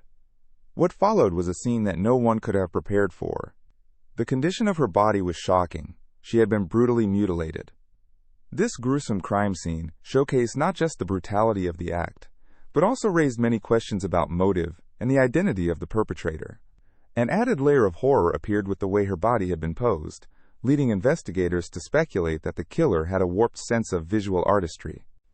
The media frenzy that followed was unprecedented. The Los Angeles Times and other news outlets quickly picked up the story, sensationalizing the details of the murder and transforming Elizabeth Short into a notorious icon of mystery. Headlines dubbed her the Black Dahlia, a name that came from a film noir of the time and reflected her dark sense of style. She often wore black clothing, which added to the allure of the moniker. But that sensationalism obscured the person behind the tragedy, turning a young woman with dreams into a ghostly figure haunting the streets of Los Angeles. As the investigation unfolded, numerous details emerged about Elizabeth's life. Reports indicated she was living a bohemian lifestyle, frequently moving between friends' homes and dreamily imagining herself as the next big Hollywood star. However, her life was also marked by struggles, including a tumultuous history with relationships and financial instability. Friends described her as a kind-hearted person, yet she lived a life that was often complicated and filled with uncertainty. This dichotomy presented a rich tapestry for investigators to untangle, but they soon found themselves lost in a web of false leads and alarming coincidences. The Los Angeles Police Department worked tirelessly to uncover the truth, enlisting numerous detectives who dedicated their careers to solving this high-profile case. Tips poured in from the public, many of them wild and unverified, leading to various suspects, none of whom were ever definitively proven to be the killer. Investigators looked into numerous connections, from ex-boyfriends to prominent figures in Hollywood, yet every lead seemed to fade away into obscurity. The case became a testament to the complexities of human nature and the darkness that can exist in even the most seemingly idyllic settings. In the years that followed, Elizabeth Short became a symbol of unresolved tragedy. The public's fascination with her murder led to countless theories and conspiracy stories. Some believed it was a sordid affair gone wrong, while others speculated about occult connections or a serial killer on the loose. Theories proliferated, with varying degrees of plausibility, from the mundane to the bizarre. This only added to her legacy, as amateur sleuths, authors, and filmmakers sought to unearth the truth surrounding her murder. Movies, books, and television shows have explored the mysterious circumstances of the Black Dahlia case. Works such as The Black Dahlia by James Ellroy and the film adaptation delve into the sensationalism that surrounds both Elizabeth and her posthumous fame. Even in pop culture, her name continues to spark interest, representing not only a gruesome murder, but also the deep-seated fears of a society fascinated by true crime. Despite the passage of time, the case remains open, an unsolved mystery that continues to baffle law enforcement and intrigue historians. New technology and methods of investigation occasionally provide glimmers of hope that may one day yield answers. Each year, cold case detectives revisit the evidence, hoping to find new leads that could bring closure to this haunting chapter of Los Angeles history.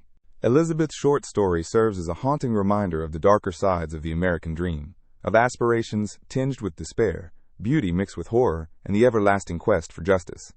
It also raises questions about how society treats its most vulnerable members, particularly as it relates to women.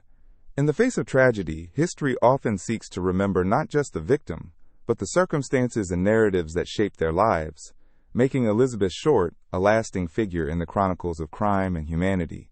Whether one approaches this story from the lens of true crime, societal issues, or historical intrigue, it remains a poignant reflection on the complexities of life and serves as a solemn reminder that within every headline lies a human story, one filled with dreams, hopes, and often devastating tragedy. As we examine the legacy of Elizabeth Short and the mysteries that shadow her last moments, we also reflect on the broader implications of loss and the quest for understanding within the human experience. The Black Dahlia will likely remain an enigmatic figure in both the world of crime and the history of Los Angeles, a story that continues to lure those who seek to piece together a past that resists clarity. Nestled off the coast of Nova Scotia in Canada, Oak Island has captivated treasure hunters and adventurers for centuries with its enigmatic money pit. This deep excavation site has inspired countless theories, legends, and a myriad of treasure seekers who have sought to uncover the secrets buried deep within its depths. The journey into the heart of Oak Island is not just about hidden gold or ancient riches. It also interweaves with a history filled with unsolved mysteries and enigmatic clues that have puzzled investigators and amateur sleuths alike.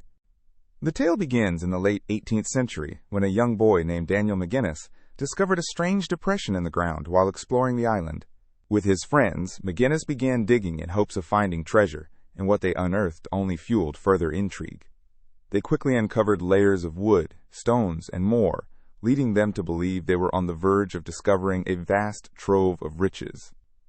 Little did they know that they were only scratching the surface of a much broader and deeper mystery.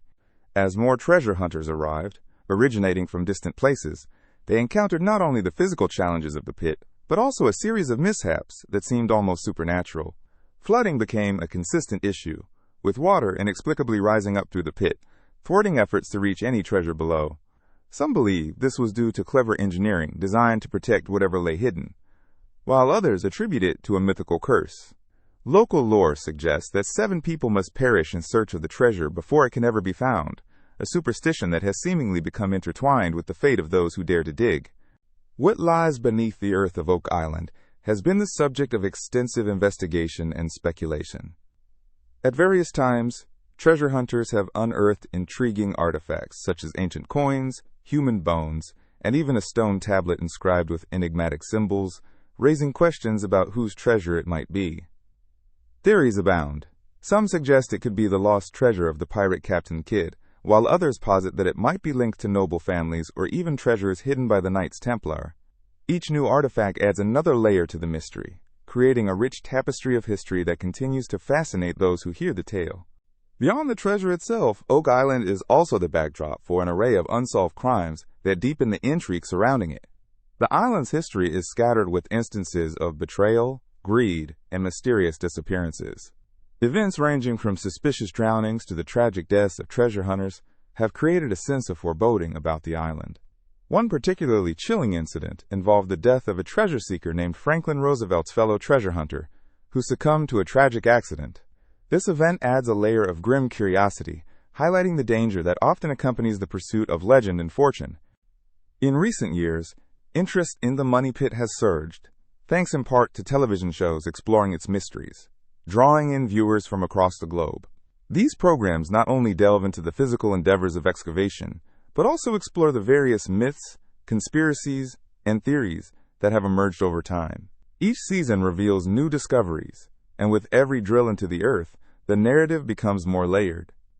The stories shared by the modern treasure hunters echo those of generations past, creating a shared journey toward the unknown. Adding to the allure is the general sense of adventure that surrounds those who take on the challenges of Oak Island. It's about more than just the gold. It's about the pursuit of knowledge, the thrill of discovery, and the human spirit's desire to uncover the mysteries of the past. Many become emotionally invested, dreaming of what it would mean to uncover a significant find, not just for personal gain, but as a story that binds them to the history of mankind. Oak Island's Money Pit stands as a testament to the allure of the unknown. It reminds us of our collective fascination with treasure hunting, and the lengths we are willing to go in search of untold stories. It reflects our aspirations for legacy, knowledge, and the triumphs that await those brave enough to venture into the depths of history. The deep excavation has become a symbol, not just of lost fortune, but the relentless quest that defines humanity. As legends turn into reality and mysteries evolve over time, Oak Island remains shrouded in secrets yet to be uncovered. Each layer dug, each artifact found, and each story shared adds to the rich narrative that captivates all who hear of it. It is a place where history and legend intertwine, where every quest for treasure carries the potential for greater discoveries that extend beyond the material. Ultimately, the saga of Oak Island is a reminder that sometimes the journey itself is the greatest treasure of all. In the sun-soaked state of Florida during the 1980s, a shocking series of unsolved murders began to emerge, capturing the attention of both law enforcement and the public alike. The tale formed around a figure often referred to as the rogue realtor, a seemingly ordinary real estate agent who would find himself intertwined with chilling events that blurred the line between business and crime. At first glance, the rogue realtor appeared to be a typical agent in the booming housing market of the 1980s. With Miami's vibrant neighborhoods expanding and the allure of sunny coastlines drawing newcomers from across the nation, he carved out a name for himself by helping people find their dream homes. He was known for his charm, his smile, and an uncanny ability to make even the most run-down properties look irresistible. But behind that veneer of respectability lay layers of secrets that hinted at a darker persona. As the years unfolded, unexplained disappearances began to plague the communities where the rogue realtor conducted his business. Families reported loved ones missing without a trace. These were not merely events that happened here and there. A pattern began to emerge, and the local authorities couldn't ignore the connections that appeared to intertwine with the real estate dealings of our protagonist. A deeper investigation into his background revealed a number of questionable practices throughout his career. Rumors began to circulate, not just about missing persons, but also about financial improprieties that took place with the buying and selling of properties. It was suggested that some of these deals might have involved desperate individuals looking to escape their circumstances. It was a plot that seemed to thicken as law enforcement dug deeper into the man's transactions and relationships.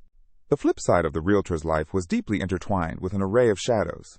Connections to various unsolved homicides began to emerge, with potential victims who had links to either his personal life or professional dealings.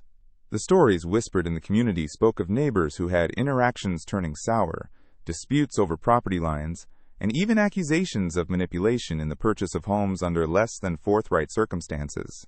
Though no concrete evidence was uncovered linking him directly to the murders, the intuition of those who worked close to the investigations pointed towards a sense of unease. The rogue realtor's charm seemed to mask a more sinister ambition, one that may have involved disposing of those who posed a potential threat to his growing empire. Meanwhile, as speculation escalated, the public began to take note. The idea of the rogue realtor slowly morphed into urban legend status, with stories and theories being exchanged over dinner tables and late-night gatherings. People were enchanted by the idea that someone so ordinary could hide something so extraordinarily sinister. Yet the reality was evasive, as fear mixed with curiosity became prevalent within these communities. As the investigations dragged on, some assumed the rogue realtor had managed to slip through the cracks, evading justice and living off the profits of sales that now felt tainted by the whispers of violence. Law enforcement continued to sift through case files, witness statements, and property records, with the hope that some overlooked detail could finally bring to light the truth about the horrific claims preceding his name. In the backdrop of the 1980s real estate boom, the rogue realtor left a trail rich in intrigue, fear, and unanswered questions. His story represents a peculiar winding road where ambition and desperation collided, casting shadows over a community that sought the American dream. Yet amidst the sunlit beaches and palm trees lay a narrative riddled with unsettling secrets. Years later, the chilling effects of the rogue realtor's alleged deeds still loomed large. as new stories emerged from those who sought to reclaim their neighborhoods from the remnants of fear left in his wake. The full saga of this real estate agent remained partly untold, a haunting reminder that sometimes, in the pursuit of dreams, one might uncover nightmares lurking just below the surface. Creating an aura of intrigue, the rogue realtor became a cautionary figure, woven into the fabric of urban lore. As discussions around table gatherings turned towards housing and dreams, the uncomfortable specter of crime in a seemingly idyllic community lingered, urging residents to remember to look beyond appearances, to consider the stories hidden behind closed doors, and to remain vigilant against the darker manifestations of ambition. Even as time went on, the case remained perched on the precipice of mystery, tempting new generations to delve into the stories of the past as they sought to uncover what was left behind. The rogue realtor's legacy, intertwined with the unyielding quest for justice, remains a tangled web of human values, frailty, and the stark contrast between light and dark, showcasing a striking truth. Even amidst the most beautiful vistas, shadows can linger in unsuspected corners. In the cool, mountainous regions of Northern California, a puzzling tale unfolds, one that weaves together elements of mystery, tragedy, and human curiosity. This is the story of the Yuba County Five, a group of 5 friends who embarked on a seemingly routine adventure, but ended up at the center of an enduring enigma. It was February 24th, 1978, when the 5 men, Jack Madruga, Gary Mathias, Ted Wymore, William Bill Sterling, and Jack's brother Dennis, set off from Yuba City to attend a college basketball game at California State University, Chico. The friends were excited and looking forward to a night of competition and camaraderie. However, what began as an enjoyable outing took a sudden turn when they never returned home. As hours passed without a call or sign of them, families grew increasingly worried.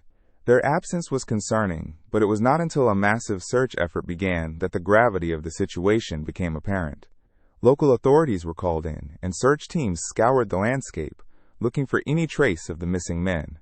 People from nearby towns joined the effort, hoping to bring the friends back home safely. Days turned into weeks, and just when hope began to wane, something remarkable happened. In late June of that year, a group of searching volunteers discovered the abandoned car of the friends parked at a remote snow-covered area near the Sierra Nevada mountains. The vehicle had been parked in a location quite removed from the main roads, suggesting that the group may have taken a wrong turn or ventured off course. When authorities searched inside the car, they found it unscathed and with the keys still present, but the men were nowhere to be found. As investigators delved deeper into the case, they uncovered some intriguing details.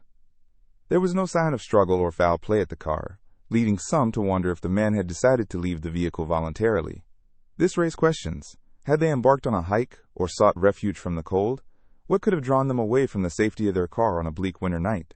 The search continued, and it wasn't until June 4th, 1978, 3 months after the men disappeared, that the mystery deepened further. The bodies of some of the missing men were discovered. Ted Wymore, for instance, was found close to the car, but the conditions surrounding his death were perplexing. He had been exposed to the elements, showcasing signs of dehydration, yet there appeared to be no clear indication of how he had reached that location. In the same area, the remains of some of the other men were located in the following weeks, but the circumstances surrounding their deaths raised even more questions. For example, Gary Mathias was found in a nearby ravine, remarkably away from the others, and without clear signs of trauma. This isolation from the others led people to speculate on what might have happened in the days that followed their disappearance. Survivor stories emerged, and many began to ponder whether fear or confusion had set in. Could the men have encountered wildlife or adverse weather conditions that led them away from the car? Or was there something even more sinister at play? Something that these friends could not have possibly predicted. The entire narrative was compounded by the revelation of Gary Mathias's troubled history, which included a history of mental health issues. Some suggested that he may have been the catalyst for a chain of confusing decisions the group made that fateful night. There were whispers of psychological distress, but no clear evidence emerged to substantiate those claims.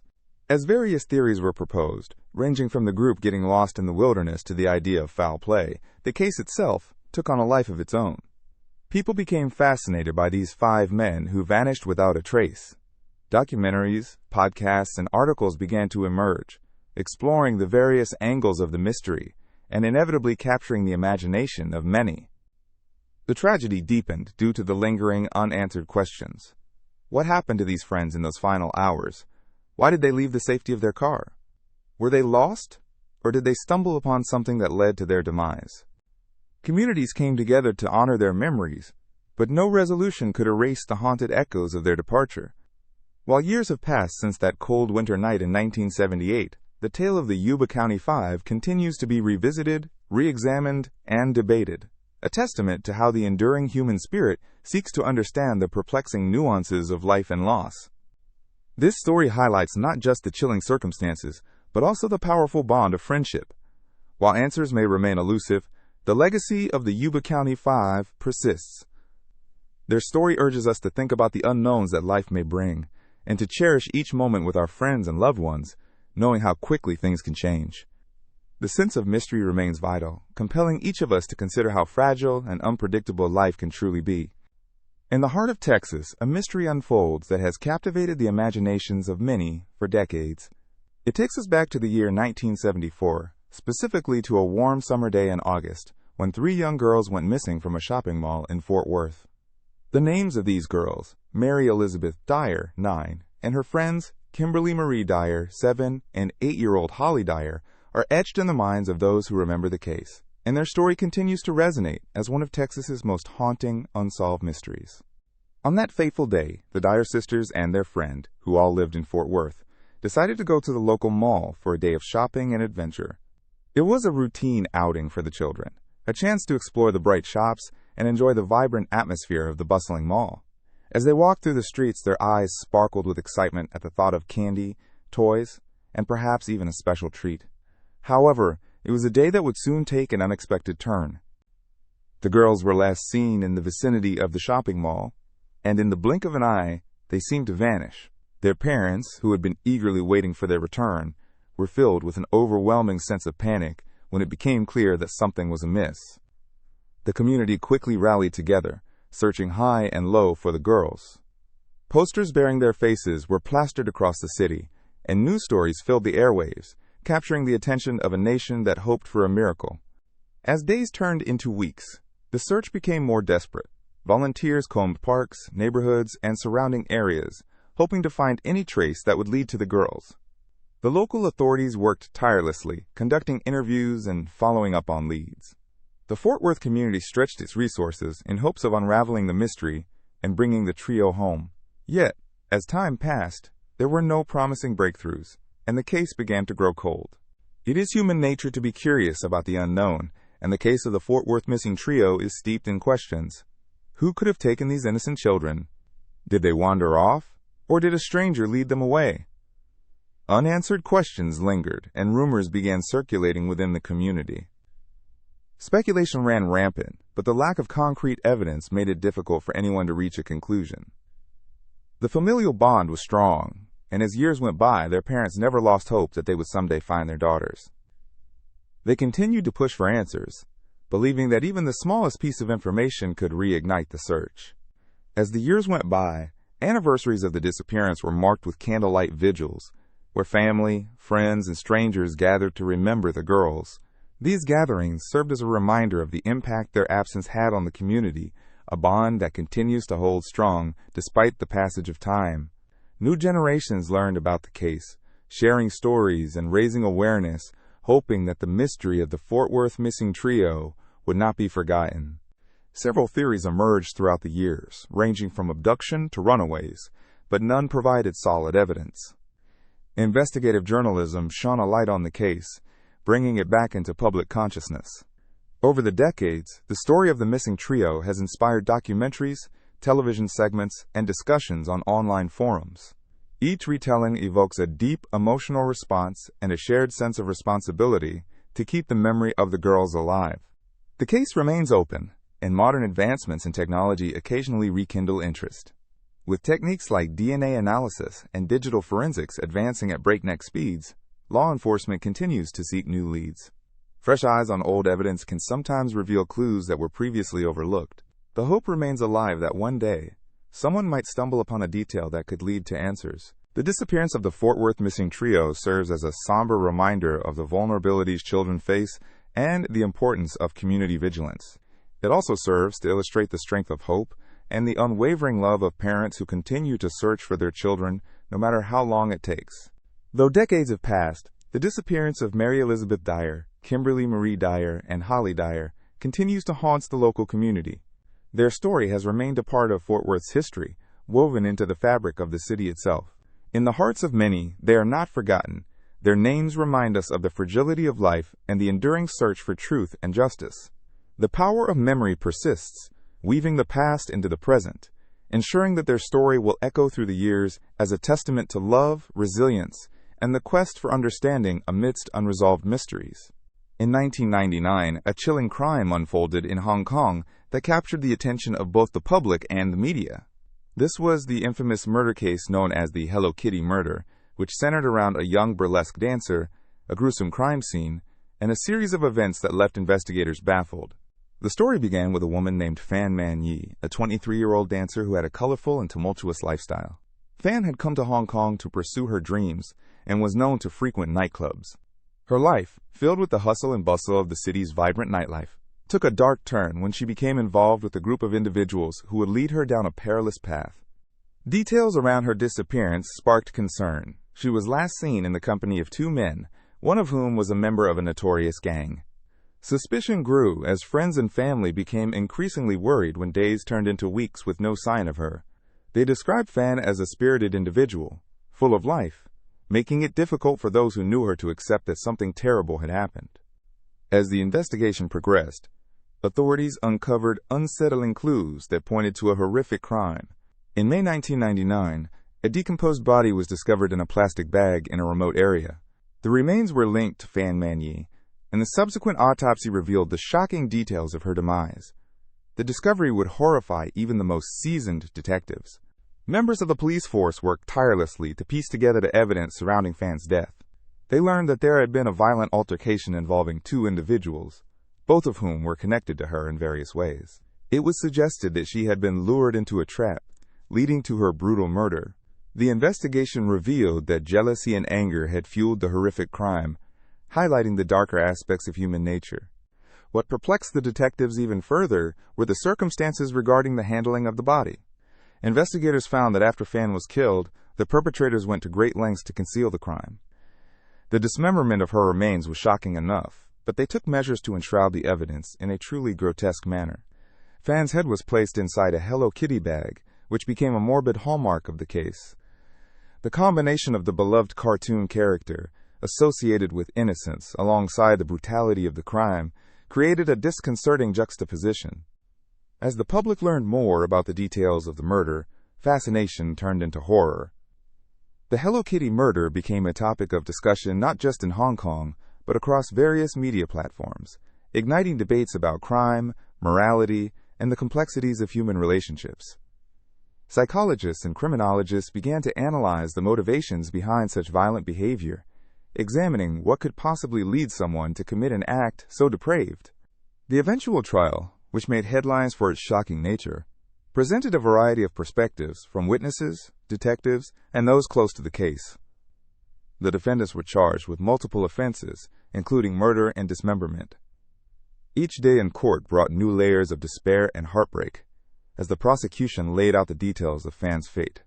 The testimonies painted a picture of a troubled youth navigating a world filled with risks, caught in a web of ill-fated choices. As the legal proceedings unfolded, they reflected a society grappling with the implications of crime and justice. People wondered how a tragedy like this could occur in a city known for its vibrancy and culture. It was a painful reminder that darker elements could lurk beneath the surface of urban life, hidden behind the facade of everyday normalcy. The aftermath of the Hello Kitty murder reached deep into the social fabric of Hong Kong, prompting discussions about the safety and well-being of young women, the influence of crime on society, and the nuanced realities of urban living. It served as a grim teaching moment, a chilling tale that warned of the potential dangers present in the nightlife scene and the importance of awareness. This unsettling case continued to resonate in public consciousness long after the trial concluded, influencing various art forms, literature, and even films. The intersection of innocence and horror, encapsulated in the Hello Kitty bag, became a lasting symbol for the complexities of crime, drawing in audiences eager to explore the psychological depths of such extraordinary narratives. The Hello Kitty murder is not just a tale of a horrific crime, but a reflection of human behavior when faced with greed, jealousy, and violence. It remains a story that continues to evoke interest and provoke thought, reminding us of the often unseen darkness that can exist within the human experience. Welcome to the enigmatic world of the Sea of Shadows, where countless maritime mysteries remain unsolved. Imagine vast stretches of open water where the horizon blends into darkness and where ships have vanished without a trace. For centuries, sailors have encountered strange phenomena in these treacherous waters, leaving tales of lost vessels and the whispered secrets of the sea. One of the most baffling mysteries is the disappearance of the SS Cotopaxi, a cargo ship that set sail from Charleston, South Carolina in 1925. Bound for Havana, it never reached its destination. When the Cotopaxi failed to arrive, a search was launched, but no trace of the ship or its crew was found. Years later, some claim to have spotted its ghostly silhouette floating in the mist, igniting theories of its supernatural fate. Was it swallowed by a storm, claimed by the sea, or perhaps lost to another dimension? Another haunting story is that of the USS Cyclops, a Navy cargo ship that vanished in the Bermuda Triangle during World War I. Carrying over 300 men and a lucrative load of manganese ore, it set sail in March of 1918. Weeks passed, and the Cyclops did not arrive at its destination. The Navy declared it lost at sea. No wreckage or survivors were ever found, and it became one of the greatest maritime mysteries in history. Rumors abound, ranging from foul play to the possibility of encountering an unknown force. As we delve deeper into this realm of unsolved disappearances, we encounter the vessel known as the Orang Medan. In the late 1940s, distress signals emanated from the Indonesian seas, pleading for help. When rescuers arrived, they found the ship adrift with all crew members mysteriously dead. Their expressions were frozen in terror, with no visible injuries. Questions swirled about what could have caused this sudden demise. To this day, the fate of the Orang Medan's crew remains a chilling enigma, one that has sparked numerous theories ranging from a dangerous cargo to supernatural occurrences. In the 1960s, the world was captivated by the story of the MV Joyita. A merchant vessel, the Joyita was found adrift in the South Pacific without a soul on board. Its lifeboats were missing, and the ship itself showed signs of a struggle, yet no one knew what had happened to the crew or passengers. Some speculate an illness broke out, while others believe pirates could have taken them. Despite investigations, the truth remains a mystery, captivating the imagination of historians and amateur sleuths alike. Further south, in the waters near the Falkland Islands, lies the tale of the HMS E-31. This British submarine went missing in 1915 during World War I. Extensive searches yielded nothing, and for years, its fate remained uncertain. In 1999, divers exploring the depths discovered a submarine wreck, and many believed it to be the E-31. Yet, while the wreckage told a story of corrosion and time, the circumstances of its disappearance continued to baffle historians and naval experts. Let's shift our focus now to a different part of the world, the infamous ley lines of the Pacific Ocean. These invisible lines, connecting various island nations, have given rise to many of the unexplained occurrences in maritime history. Many of the ships that have disappeared in these waters seem to have been following these ley lines. Could there be a connection? Is the ocean, with its vast and mysterious depth, hiding secrets that are beyond our comprehension? The area known as the Dragon's Triangle, also referred to as the Devil's Sea, is notorious for a long history of unexplained incidents involving ships and aircraft. Similar to the Bermuda Triangle, the Dragon's Triangle has seen countless vessels vanish, leading many to believe that it is imbued with paranormal energy. Some suggest that undersea volcanoes may have caused sudden, drastic changes in the environment that led to these disappearances, while the folklore speaks of ancient sea dragons that guard these waters. Then, there are accounts of otherworldly lights seen in the skies above various oceans.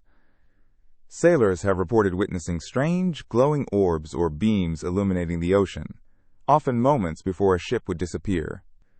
Are these simply tricks of the light, or could they be signs of something beyond our earthly understanding? Each tale adds to the rich tapestry of maritime folklore, leaving one to wonder what truly lies beneath the surface. The history of piracy also intertwines with unsolved maritime mysteries. In the Caribbean, many ships were taken by notorious pirates, their crews often disappearing without a trace. The legend of Captain Kidd and his treasure speaks of ships that were never found, hidden away in secret coves. But what happened to those who sailed under Kidd's flag? Many of their stories are lost in time, leaving behind a haunting echo of existence. As we explore the depths of these narratives, it is important to remember the enduring allure of the sea itself. It stirs the imagination, driving us to ponder the what-ifs. The oceans are vast, their mysteries run deep, and every wave whispers the tales of those who ventured into their depths. Join us as we sail into more tales of adventure, enigma, and the uncharted territories of the Sea of Shadows.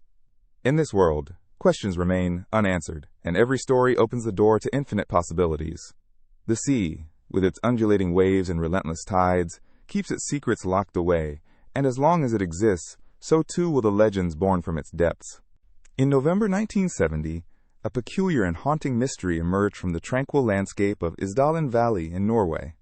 It all began when two hikers stumbled upon a charred body near the foot of a rocky slope. This scene would soon captivate the world, raising questions that remain unanswered decades later. As authorities arrived to investigate, they faced an unsettling discovery. The deceased was a woman, but her identity was shrouded in mystery. What made this case particularly strange was that all forms of identification had been completely removed. Although investigators searched for clues surrounding her identity, they found little that would provide insight into who she was or how she ended up in this secluded and desolate area. The initial examination of the body revealed that the woman had been subjected to a lethal dose of poison, suggesting foul play. Further complicating matters, her body showed signs of burning, indicating that she had been intentionally set on fire after her death. Despite these grim findings, the overall circumstances surrounding the case were shrouded in ambiguity. How did this woman come to be in Isdal Valley? Was she a victim of a crime, or was there a different narrative behind her tragic demise? As the investigation unfolded, police discovered several items near her remains: a watch, a broken piece of jewelry, and various belongings from her travels. These artifacts hinted that she may have been a wanderer, perhaps a traveler exploring the enchanting landscapes of Norway. Yet, despite extensive searches and reports, none of the items helped police piece together her identity. Compounding the mystery was the presence of burnt luggage found in a nearby area. This luggage contained European clothing labels, but offered no tangible clues to her origin. It appeared to belong to a woman, further fueling speculation about who she might be. Could she have been a victim of a secretive organization, or was her story linked to a darker side of travel and adventure? Witnesses began to come forward with their tales. Some claimed to have seen a woman matching her description in several hotels around Norway. She had been living a transient lifestyle, checking in and out under different names. This added yet another layer to the story. Was this woman deliberately evading recognition? What secrets lay buried in her past that prompted her to live a life of anonymity? Despite the best efforts of Norwegian authorities, international police agencies, and even amateur sleuths, the Isdal woman's identity remained an enigma. Various theories surfaced over the years, some suggesting espionage tied to her potential connections with foreign intelligence, while others pointed toward the possibility of a simple, tragic accident. Investigators even employed techniques such as forensic reconstruction, which produced sketches of her likeness, and circulated these images in hopes of uncovering her identity. The case drew attention, not just in Norway but internationally, beckoning anyone who might recognize her to step forward. Yet as the years rolled by, no one offered a credible lead, and the woman remained a ghost lost to history. As we delve deeper into the mystery, one cannot help but ponder the broader implications of this story. How many lives, anonymously intertwined within a single narrative? The Isdal woman's tale serves as a reminder of the many individuals who roam the world, perhaps carrying secrets and stories untold. Every traveler we pass by may have a narrative richer than we could ever imagine, and each encounter holds the potential for unexpected revelations. Interestingly, there are parallels with other historical mysteries of unidentified individuals. The allure of a life unrevealed resonates through cases like that of the Somerton Man, or the many John Does in missing persons archives, unrecognized and lost to time. This provides a universal link between humanity's search for answers and the fragility of identity itself. In contemporary times, the Isdal woman's mystery continues to echo. Documentaries, podcasts, and a myriad of articles have sought to analyze every aspect of her story. New developments in forensic science, including advancements in DNA analysis, offer hope that her identity may one day be unveiled. The sufficient advances in technology could act as a bridge, connecting the past to the present, and possibly revealing the name of the woman who captured the imaginations of so many. As we contemplate the Isdal woman and the silence that surrounds her fate, we can also reflect on how the stories of unidentified individuals remind us to cherish transparency in our lives.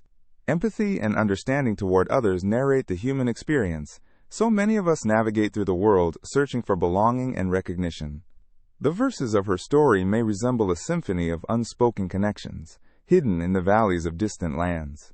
Thus, the haunting mystery of the Isdal woman invites us not only to investigate the past, but also to ponder the complexity of life itself. The shadows cast by her nameless existence push us to engage with the world more fully, and revel in the stories that intertwine in ways we may never fully comprehend. In the early 1930s, Britain was caught in the grip of a chilling and perplexing murder case that would come to be known as the Jigsaw Murders. This harrowing story revolves around horrific discoveries and a mystery that captivated the public and the detectives alike. It combined elements of dismemberment, intricate puzzles, and the thrilling quest for justice in an era rich with societal tensions and intrigue. The saga began in 1934, when dismembered body parts were discovered in various locations across the Thames Valley. Each piece was hidden away in locations that seemed almost random at first, with no clear connection emerging right away. As investigators sifted through the evidence, they soon found that the gruesome assembly of remains was not merely a horrific act of violence, but was also a gateway into uncovering the mind of a killer with a warped sense of creativity. Among the found body parts was a hand, a foot, and segments of the torso, all leading to a grim race against time for detectives to identify the victim and bring the perpetrator to justice. As police officers pieced together the clues, the public's imagination ran wild with speculation, fueled by sensational newspaper articles dubbing it the Jigsaw Murders. Each report intensified interest and fear as people wondered not only about the identity of the victim, but also about the identity of the individual behind such a shocking crime. The narrative took another twist when a jigsaw puzzle was discovered at one crime scene, perfectly fitting the theme of the case. This macabre detail hinted at the mind of the murderer, someone who perhaps enjoyed the idea of creating a puzzle-like situation for investigators to solve while they navigated the grotesque remnants of their heinous act. The symbolism of a jigsaw puzzle is compelling.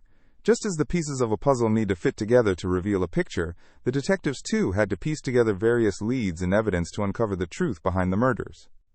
Detectives working on the case had to endure the challenge of sorting through multiple avenues. They gathered testimonies, examined the backgrounds of everyone connected to the victim, and studied the locations where body parts were found. The case had layers, much like the pieces of a jigsaw waiting to come together. Local pubs buzzed with theories, while neighbors shared whispered fears, wondering who in their midst could possibly be responsible for such atrocity. As they focused on gatherings, police uncovered missing persons reports, leading them to a man named Frederick John Ditson. When investigators turned their attention to him, they found inconsistencies in his accounts. His life revealed a troubled past, filled with conflict and concerns that made him a person of interest. Digging deeper into his history, it became evident that he was battling his demons, which only fed the intrigue surrounding the case. While authorities were piecing the puzzle together, they had to grapple with the challenges of the era. The 1930s in Britain faced economic struggles, leading to a myriad of social changes and elevated tensions. The fear of crime was palpable, and the Jigsaw Murders intensified the anxieties already felt in communities. It wasn't just that a murder had happened, it was that such a severe act could occur near them, and it sent shockwaves through society. Another element of this case that made it particularly captivating was the psychology behind the crime. Investigators and criminologists pondered over what could drive an individual to commit such violence, and the mind of someone who viewed murder as a puzzle to be solved. The deeper they delved into Ditson's psyche, the more questions arose about motivation and morality. Unlike a traditional offender, this individual demonstrated a calculated approach that added a layer of complexity to the investigation. Media coverage was relentless, fanning the flames of public fascination and fear. With each day, the desire for justice became stronger, as citizens followed along with bated breath, waiting for the next twist in this grim tale. The relentless pursuit of answers showcased the resilience of the human spirit in the face of darkness, igniting curiosity about not only the crime itself, but the broader implications for the society at the time. As the investigation progressed, police managed to gather enough evidence to convict Frederick John Ditson.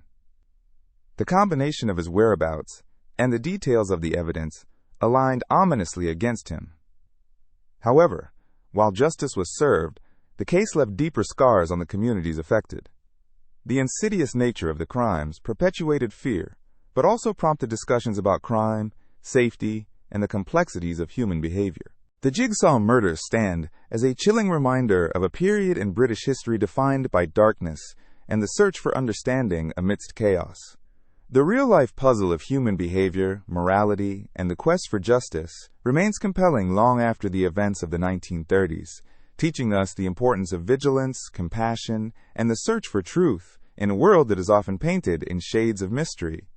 This dispiriting saga reflects not just on the isolated case itself, but on the nature of humanity, inviting us to ponder the fine line between order and chaos. Each new piece of information, every lead uncovered, is not just about solving a crime, but reminding us that at the heart of every mystery is a story yearning to be told. In the late 16th century, during the Age of Exploration, a group of English settlers embarked on a monumental journey across the Atlantic Ocean. Their destination was an uncharted land that would soon become known as America. This venture was led by Sir Walter Raleigh, a figure of renown in Elizabethan England, who was determined to establish a permanent colony in the New World. What happened to Raleigh's lost colony, settled in 1587 on Roanoke Island, continues to captivate historians, archaeologists, and adventurers alike. The story begins when Raleigh was granted a charter by Queen Elizabeth I. He envisioned a thriving settlement that would claim territory for England and tap into the potential riches of the New World. In 1585, the first group of settlers landed on Roanoke Island, but due to lack of resources, hostile relations with local tribes, and poor planning, they faced numerous challenges. After just a year, the settlers returned to England. However, Raleigh was undeterred. In 1587, Raleigh organized a second expedition, this time with a well-prepared group of men, women, and children, led by John White, an artist and cartographer. The intent was to create a self-sustaining colony that could grow crops and build homes. Upon arrival, the settlers found the situation dire. Supplies were running low, and they were encircled by the complexities of indigenous relations. In an effort to secure the colony's future, John White decided to return to England for help and supplies. He left his family and the rest of the settlers behind, promising to return as quickly as possible. Herein lies the twist of fate. White's journey back to England was fraught with difficulty. The time he expected to spend collecting supplies stretched into years. Upon finally returning to Roanoke Island in 1590, White discovered an enigma that has perplexed many. The colony was abandoned. Not a single settler remained. The dwellings had fallen into disrepair, the crops had withered, and no signs of struggle or conflict were evident. What could have happened? The only clue left behind by the vanished settlers was the word Croatoan, carved into a post of the fort. This single word raised countless questions and theories. Croatoan was the name of a nearby island, and also the name of an indigenous tribe. Could the settlers have moved there? Did they assimilate with the local tribes? Or had they met a more tragic fate at the hands of the uncharted wilderness of America? How did their fate remain intertwined with that of the continent itself? In the ensuing years, many theories emerged regarding the fate of the lost colony. Some suggested that the settlers faced insurmountable challenges, including starvation, disease, and hostile encounters with local tribes. Others imagined them integrating into indigenous communities, adopting new ways of life, and leaving behind their English customs. Over the centuries, various expeditions were mounted to uncover the truth. Each effort uncovered artifacts that hinted at human activity, but none provided conclusive answers. Excavations on Roanoke Island have produced intriguing finds: remnants of European goods, pottery bearing signs of both Native American and English influence, and even skeletal remains. People speculated over the years whether these discoveries pointed toward interactions between settlers and indigenous populations, or simply represented artifacts left behind in haste. Scholars argue about the implications of these artifacts, fitting them into a grander narrative of colonization, cultural exchange, and the struggle for survival in a new world. As history moved forward, the legend of the lost colony gained prominence. It transformed into a tale woven into the fabric of American folklore. The circumstances of the settlers sparked the imagination of writers, artists, and historians, mushrooming into a narrative about survival against the odds, human resilience, and the allure of the unknown. Roanoke became synonymous with mystery, a cautionary tale about the challenges of colonization. In modern times, advancements in technology and anthropology introduced novel tools to search for clues about the colony. Forensics, genetic testing, and sophisticated excavations became techniques through which to dissect the past. Researchers have traveled to historic sites, examined family lineages, and sought out connections between descendants of indigenous tribes and the lost settlers. Yet, despite these efforts, many mysteries linger, as new questions seem to arise from old answers. The story of the lost colony remains etched in the annals of American history. It serves as a symbol of ambition, hope, and the relentless pursuit of answers. The legend continues to thrive in various forms, as historians and enthusiasts alike ponder the unsolved enigma. The abandoned colony of Roanoke Island is more than a simple disappearance. It is a portal to understanding the complexities of early colonization, the dynamics of culture and survival, and the human spirit's insatiable quest for discovery. While the fate of those settlers in Roanoke remains uncertain, their legacy endures. The hints, whispers, and stories surrounding their disappearance have woven a narrative that resonates through time, prompting ongoing investigations and inspiring countless minds. As we theorize and explore the depths of history, the lost colony serves as a reminder of the mysteries waiting to be uncovered and the intricacies of our shared human experience. A tale of courage and decision that rippled through time, it remains a captivating chapter in the ongoing saga of exploration and discovery in America. On Christmas Eve in 1945, an event unfolded that would forever haunt the Sodder family and capture the attention of the public. The Sodder family, residing in Fayetteville, West Virginia, was preparing for a festive holiday celebration when an unexpected tragedy struck. The evening began with typical family cheer. Decorations adorned their home, and laughter filled the air. However, as night fell, a terrifying situation developed that would change their lives forever. As the Sodder children were said to be settling in for the night, their home caught fire. Flames erupted, spreading quickly through the two-story house. In the chaos that followed, George and Jenny Sodder, the parents, managed to escape, along with 4 of their children. However, 5 of their children, Maurice, age 14, Martha, age 12, Louise, age 9, Betty, age 5, and little Jimmy, just 3 years old, were believed to still be inside. Despite their desperate attempts to rescue their children, the blaze raged too fiercely and the structure collapsed. The local fire department and neighbors rallied to help, but by the time the flames were extinguished, the house was reduced to smoldering ruins. In the aftermath, the Sodder family was met with crushing sorrow. As the firefighting efforts were ongoing, a search for the children commenced, but to the family's dismay, no bodies were recovered. The authorities concluded that the children had perished in the fire. However, the Sodder family became increasingly convinced that their children had survived. As time passed, oddities surrounding the case began to emerge. The Sodders were a prominent Italian-American family in a small town, and some believed that their children had been kidnapped due to an escalating feud stemming from George's outspoken political views and business dealings. Rumors began to circulate that they had been taken and were alive, prompting George and Jenny to embark on a relentless search for their children. The couple erected a billboard on Route 16 near their home, displaying the names and ages of their missing children. They sought information and were flooded with tips and leads. One particular sighting garnered significant attention. Just days after the fire, a woman in a nearby town reported seeing the 5 Sodder children at a diner, accompanied by 2 men and a woman. Though this lead did not yield any definitive answers, it contributed to the growing belief that their children were indeed alive. As the years stretched on, the Sodders continued to explore every avenue, seeking out the possibility that their children had been kidnapped. They discovered further leads, such as cars driving too slowly through their neighborhood, strange happenings, and claims of sightings across various states. Many were convinced that the children had been taken as part of a conspiracy, leading them into a life far away from their parents. In 1949, the Sodders hired a private investigator to look into the case further. This investigator unearthed a variety of intriguing details, further convincing the couple that foul play was involved.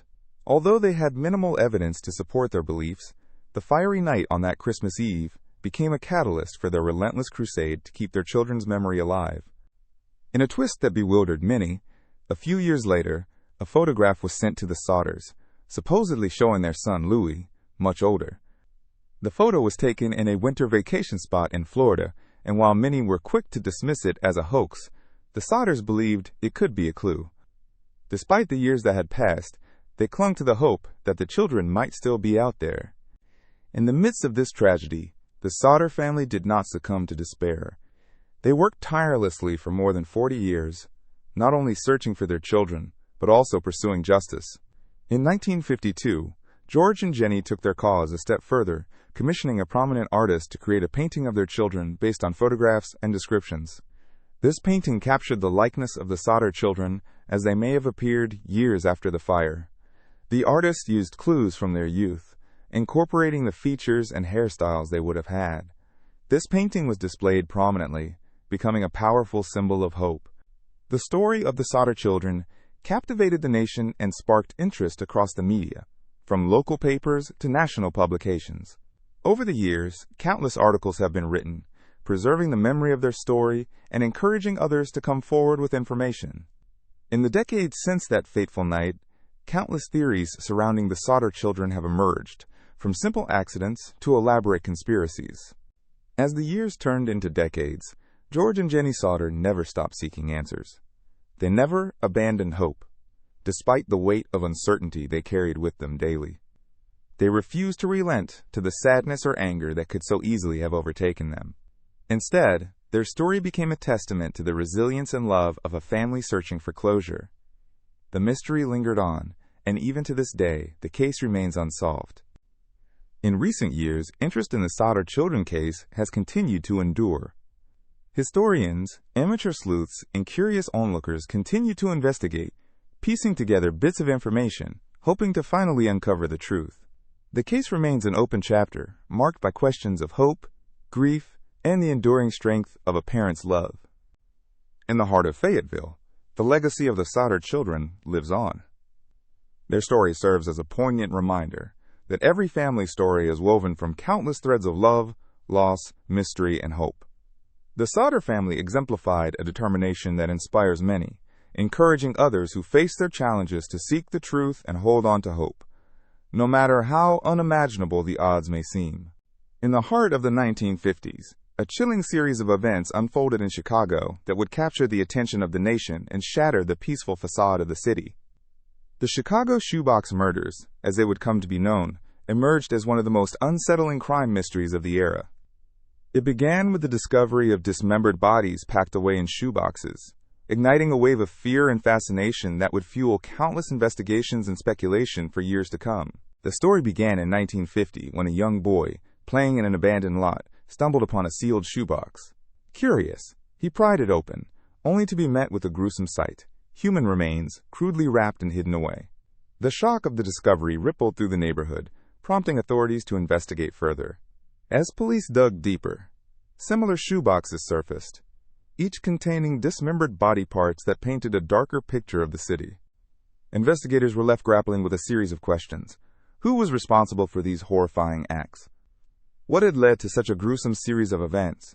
And why were the victims concealed in shoeboxes? The mystery surrounding the murders took on a life of its own, as residents, journalists, and amateur sleuths alike sought answers. Newspaper headlines blared fearsome updates, captivating the public's imagination and igniting widespread concern. The victims were predominantly marginalized individuals, often overlooked by society. Drifters, those struggling with addiction, and people living on the fringes of the bustling city life. Each body told a story of its own, reflecting the complex tapestry of humanity in 1950s Chicago. The lack of attention to the victims prompted a surge of indignation, and many felt that the city had failed them. Amid this horror, a sense of determination sparked within law enforcement. The Chicago Police Department committed significant resources to the case, comprising skilled detectives who examined every lead and clue diligently. They delved into the backgrounds of the victims, searching for connections and potential suspects. As they traced victims' last known locations and interactions, a broader narrative began to unfold. They uncovered links between some victims, creating a haunting picture of a serial predator stalking the streets of Chicago. The media frenzy surrounding the case drew in the infamous and the curious alike. The idea that a person could commit such atrocious acts and then dispose of bodies in such a profoundly disrespectful manner became a source of dark intrigue. Many amateur detectives emerged, analyzing news articles, reports, and speculating on the identity of the perpetrator. Rumors swirled, and theories abounded, adding an extra layer of mystery to an already harrowing situation.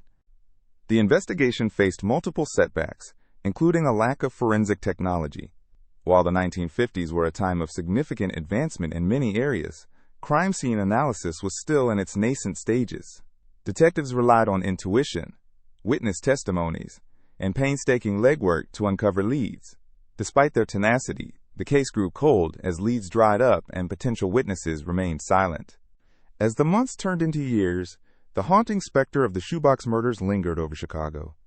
The cases remained unsolved, creating a chilling narrative that resonated through time. The city became a backdrop for speculation, stories, and the ongoing search for answers. While some details faded into obscurity, the memory of the victims remained central to the conversation, bringing a renewed call for awareness regarding the most vulnerable in society. In the early 1960s, the story took another turn as some theories emerged regarding possible suspects. Names were tossed around, and potentially incriminating connections were scrutinized. Some believed a local gang might be involved, while others pointed toward individuals known for violent behavior. The hunt for justice was framed within a broader understanding of crime and its roots, leading to discussions about poverty, mental health, and societal indifference near the epicenter of urban chaos. For years, investigators continued to sift through evidence, hoping for a breakthrough that might bring closure to the families of the victims. Every so often, the horror would resurface, with renewed media attention sparking brief, intense investigations. New technology gradually became available, and forensic science began to evolve, leading experts to revisit evidence in the hopes of uncovering a trail that had previously been overlooked. While the Chicago Shoebox murders reached a haunting stalemate, their legacy remains within the city's history. They became emblematic of a struggle against violence and the urgent need for compassion towards the marginalized. Intrepid journalists dug deep, bringing attention to ongoing societal issues while honoring the victims whose lives were tragically cut short. With time and distance, discussions about the cases opened wider channels of awareness, emphasizing the importance of looking beyond sensationalism and valuing the dignity of all lives. As decades passed, the gruesome details of the Chicago Shoebox murders faded into the background. The investigation closed, but never forgotten. Those who lived through the era held the stories of the victims close, urging future generations to acknowledge the shadows cast by history. While some mysteries remain unresolved, the determination to seek justice for the forgotten continues to inspire new insights into the human condition and the societal structures surrounding crime. In the collective consciousness of Chicago, the echoes of the Shoebox murders serve as a haunting reminder of vulnerability, resilience, perseverance, and the enduring quest for answers. The story that unfolded through a series of tragic events reshaped lives and perpetuated the dialogue about the unseen struggles faced by so many. In the charming neighborhood of Notting Hill, London, a chilling tale from the Victorian era continues to captivate the imagination of historians and crime enthusiasts alike. This is the story of a grim murder that sent shockwaves through society and has remained unsolved for well over a century. The year was 1862, a time when gas lamps flickered along cobbled streets and horse-drawn carriages clattered over the stones. Notting Hill, though quieter than the bustling streets of central London, was a place of growing intrigue and diversity, populated by a mix of affluent residents and struggling artisans. In the heart of this quaint neighborhood, a sinister act would unfold, leading to widespread speculation, mysterious messages, and enduring questions. The victim was a young woman named Mary Ann Nichols, whose life was tragically cut short just as she was beginning to establish herself in the world. Known affectionately to her friends and family, Mary was remembered for her kind spirit and vibrant laughter. Little did anyone know that her story would take a dark turn on a fog-laden evening in August. The circumstances surrounding Mary Ann's death were cloaked in enigma. Local reports hinted at a night filled with foreboding and unease. On that fateful evening, she was last seen walking alone along the streets of Notting Hill, her silhouette fading into the shadows cast by the gaslights. It was a seemingly ordinary stroll, but as the town settled into a shroud of darkness, her fate awaited her in the depths of the night. Hours later, her lifeless body was discovered in a nearby alley, the the scene unimaginably harrowing. The details were gruesome, and word spread quickly throughout the neighborhood. Marianne had been brutally murdered, and the investigation that followed stirred up a frenzy of speculation. The police were baffled. With limited evidence and no clear suspects, leads quickly grew cold. As the days turned into weeks, the case seemed to slip further away from resolution. What made the Notting Hill murder even more unsettling were the mysterious messages that began to surface in the aftermath of the crime. As the case received heightened media attention, peculiar notes were found strategically placed throughout the neighborhood. Some were written ominously, while others appeared cryptic and coded. They hinted at the identity of the killer, yet they only deepened the mystery. Could they be a taunt from the murderer, or the ramblings of an obsessed admirer? The true meaning behind the notes remains one of the many unanswered questions that surround this chilling case. As public interest grew, so did the theories surrounding Marianne's life and death. Speculation suggested that her demise was the result of a romantic entanglement gone awry, while others proposed a more sinister motive linked to her social standing. Marianne was known to struggle financially, and the dark realities of life in Victorian England were harsh. Many women of her time found themselves in dangerous situations, often forced to navigate a world filled with uncertainty and peril. Community gatherings were organized, and citizens of Notting Hill felt a surge of collective anxiety. They sought to rally together not only to remember Marianne, but to ensure that justice would ultimately be served. Though the details of her murder were gruesome, those who gathered found strength in companionship, sharing stories that spoke to the essence of who Mary was, a kind, hopeful young woman who dreamed of a brighter future. The investigation into her death prompted speculation about the broader social issues affecting women in Victorian society. Economic hardships, rampant unemployment, and the limited options available to women often silenced their struggles. Marianne's story became a symbol of the plight of many women, their voices often lost amidst a society reluctant to address the dangers they faced. Despite the passage of time, the case of the Notting Hill murder endures as an enigmatic tale that continues to haunt those who seek answers. The lack of resolution fuels interest and debate, with amateur sleuths and historians diving into archives, hoping to uncover new evidence or interpret clues that might provide insight into what happened on that fateful night. As the years rolled on, the streets of Notting Hill transformed. The charming neighborhood evolved, filled with life and a diverse community that often contrasts its turbulent past. Yet, the memory of Marianne Nichols lingers, her story etched into the very fabric of the neighborhood. In a world where every corner of history has been meticulously examined, this unresolved mystery still stands as a testament to the remnants of the past. The chilling unsolved case raises countless questions about justice, society, and the female experience in the Victorian era. It serves as a reminder that, beneath the surface of day-to-day life, there can lie hidden tales of sorrow and intrigue waiting to be uncovered.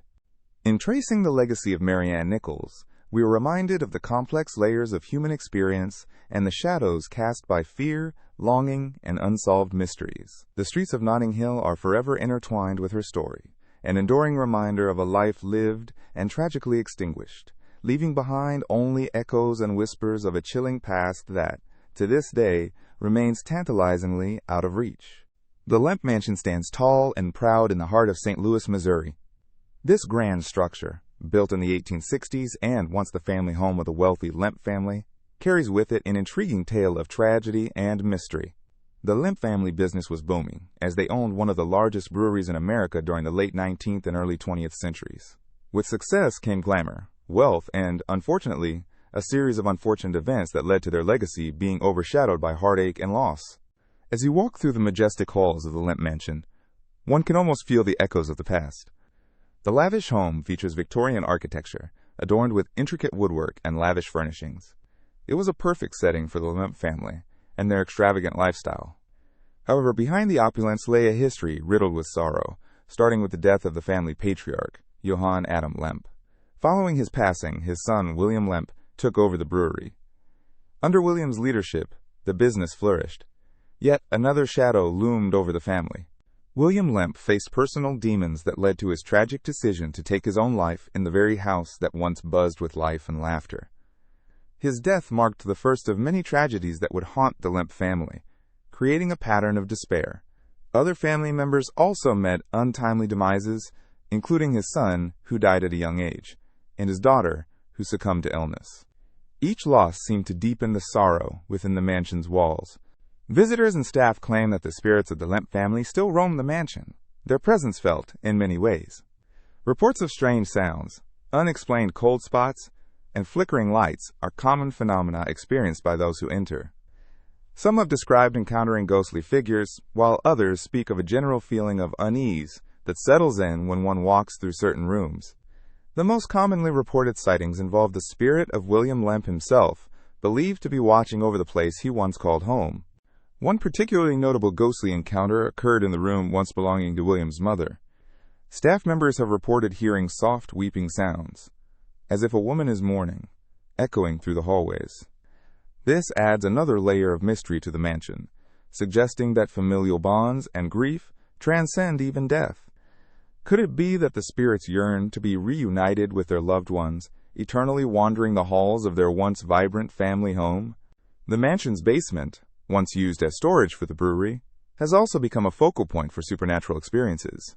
Visitors have recounted observing shadows flitting across the walls and experiencing an unsettling feeling, as if someone or something is watching them. Some brave souls have even reported hearing disembodied voices whispering their names, creating an eerie atmosphere that guests do not easily forget. Due to its intriguing past, the Lemp Mansion has transformed into a site of both historical interest and paranormal intrigue. Today it operates as a restaurant and inn, drawing in those who seek to connect with the past or embrace the possibility of the supernatural. The dining experience is enhanced by the history surrounding the venue, where guests can savor fine cuisine while surrounded by the rich stories of the Lemp family. There's something enchanting about dining in a place that holds so many secrets. People from all walks of life have flocked to the Lemp Mansion, hoping for a glimpse of its spectral inhabitants, or simply to feel the palpable history in the air. Ghost tours have become a staple for those intrigued by the supernatural, offering an opportunity to delve deeper into the mansion's haunted reputation. As guides share stories of the Lemp family, they emphasize how their legacy continues to influence the present, reminding visitors that history can leave a profound imprint. In addition to ghastly sightings and spectral whispers, the mansion is also famous for its beautiful architecture and historical significance. The remnants of the Lemp legacy serve as a reminder that life is often a tapestry woven with both joy and sorrow. The mansion stands not only as a testament to a successful brewing dynasty, but also as a poignant reminder of the fragility of happiness. For every success there was a heartache that followed, intertwining their fates in ways that are impossible to untangle. As night falls, the Lemp Mansion takes on a different character. The shadows grow longer, and the ambiance shifts, creating a sense of mystery that draws people in. The combination of flickering candlelight, the creaking of old floorboards, and the gentle rustling of curtains can set the stage for an experience that is both enchanting and slightly unsettling. Visitors leave with stories, memories, and perhaps a new belief in the unseen forces that dwell in places rich with history. The Lemp Mansion continually captivates those who choose to step inside its storied halls. Each visit becomes an exploration of the unknown, a chance to connect with the past, and an invitation to consider the stories that linger in every corner, waiting to be discovered. Whether one is curious about the ghosts that inhabit the mansion, or simply fascinated by the wealth of history embedded within its walls, the Lemp Mansion remains a striking reminder of how the past can echo into the present. Elizabeth Báthory, often referred to as the Blood Countess, is a figure steeped in legend and intrigue. Her story takes us back to the late 16th and early 17th centuries in Hungary, a time when noble families wielded significant power and influence over the regions they governed. Born into the prominent Báthory family in 1560, Elizabeth was well educated and politically astute, qualities considered advantageous for a woman of her lineage. However, her life would take a dark turn that would lead to her becoming one of history's most notorious figures. Raised in a climate of privilege, Elizabeth was accustomed to a life of luxury, attending court functions and engaging in the affairs of the aristocracy. Yet, the circumstances of her early life were not without their challenges. Her family had a history of mental health issues, and some suggest that these inherited traits played a part in her later actions. Marrying Count Ferenc Nadasdy in 1575, Elizabeth became the mistress of a castle, where she would eventually forge her infamous legacy. The most chilling tales about Elizabeth Báthory emerged after her husband's death in 1604. Reports began to surface that she was involved in horrific practices, specifically the alleged killing of young girls. The initial claims described her as a sadistic figure, luring girls from impoverished families to her castle with promises of work and a better life. Instead of finding refuge, these girls would allegedly meet a gruesome fate. Accounts suggested that she believed that bathing in the blood of young virgins would preserve her youth and beauty, a bizarre superstition that has become central to her story. Historical records indicate that numerous young women went missing during her reign at the castle, leading to whispers and rumors in the surrounding areas. In a world that often lacked proper documentation, the sheer number of allegations against her was difficult to verify or refute. Nevertheless, the fear she inspired led to a broader investigation. In 1610, King Matthias II of Hungary ordered an investigation after local authorities collected testimonies from terrified witnesses who spoke of unspeakable horrors within the walls of the castle. What followed was a monumental trial that captivated Europe. Elizabeth was arrested and put on trial in 1611. Accounts from the trial presented a picture of a woman who had not only committed a series of heinous acts, but had also corrupted those in her service, creating a culture of complicity. Many of her servants were also tried and punished for their involvement in the atrocities. Interestingly, the specifics of the trial brought forth contrasting accounts of Elizabeth's character. Some depicted her as a monster, while others presented her as a victim of political machinations. Elizabeth's noble status garnered both sympathy and scorn. Ultimately, she was not sentenced to death. Instead, she was confined to her castle, where she spent the remaining years of her life in isolation. The legacy of Elizabeth Báthory stretches far beyond the historical records of her supposed crimes. She has become a figure of fascination, inspiring countless books, films, and even songs. Some portray her as a tragic figure whose actions were a product of her upbringing and societal pressures, while others emphasize the evil she is alleged to have committed. This dichotomy reflects the complex interplay between history and myth, making it difficult to separate fact from fiction. Today, she stands as a dark icon in popular culture, representing the archetype of the female villain. The legend of the Blood Countess has transformed into urban legends and horror stories, sometimes overshadowing the historical context of her life. Some people dive deep into the psychological implications of her actions, exploring themes of power, control, and the dark side of human nature.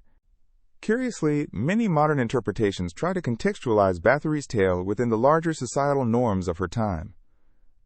From notions of female autonomy to the treatment of women in positions of power, her story raises questions about how society views and judges women, especially those who wield significant influence.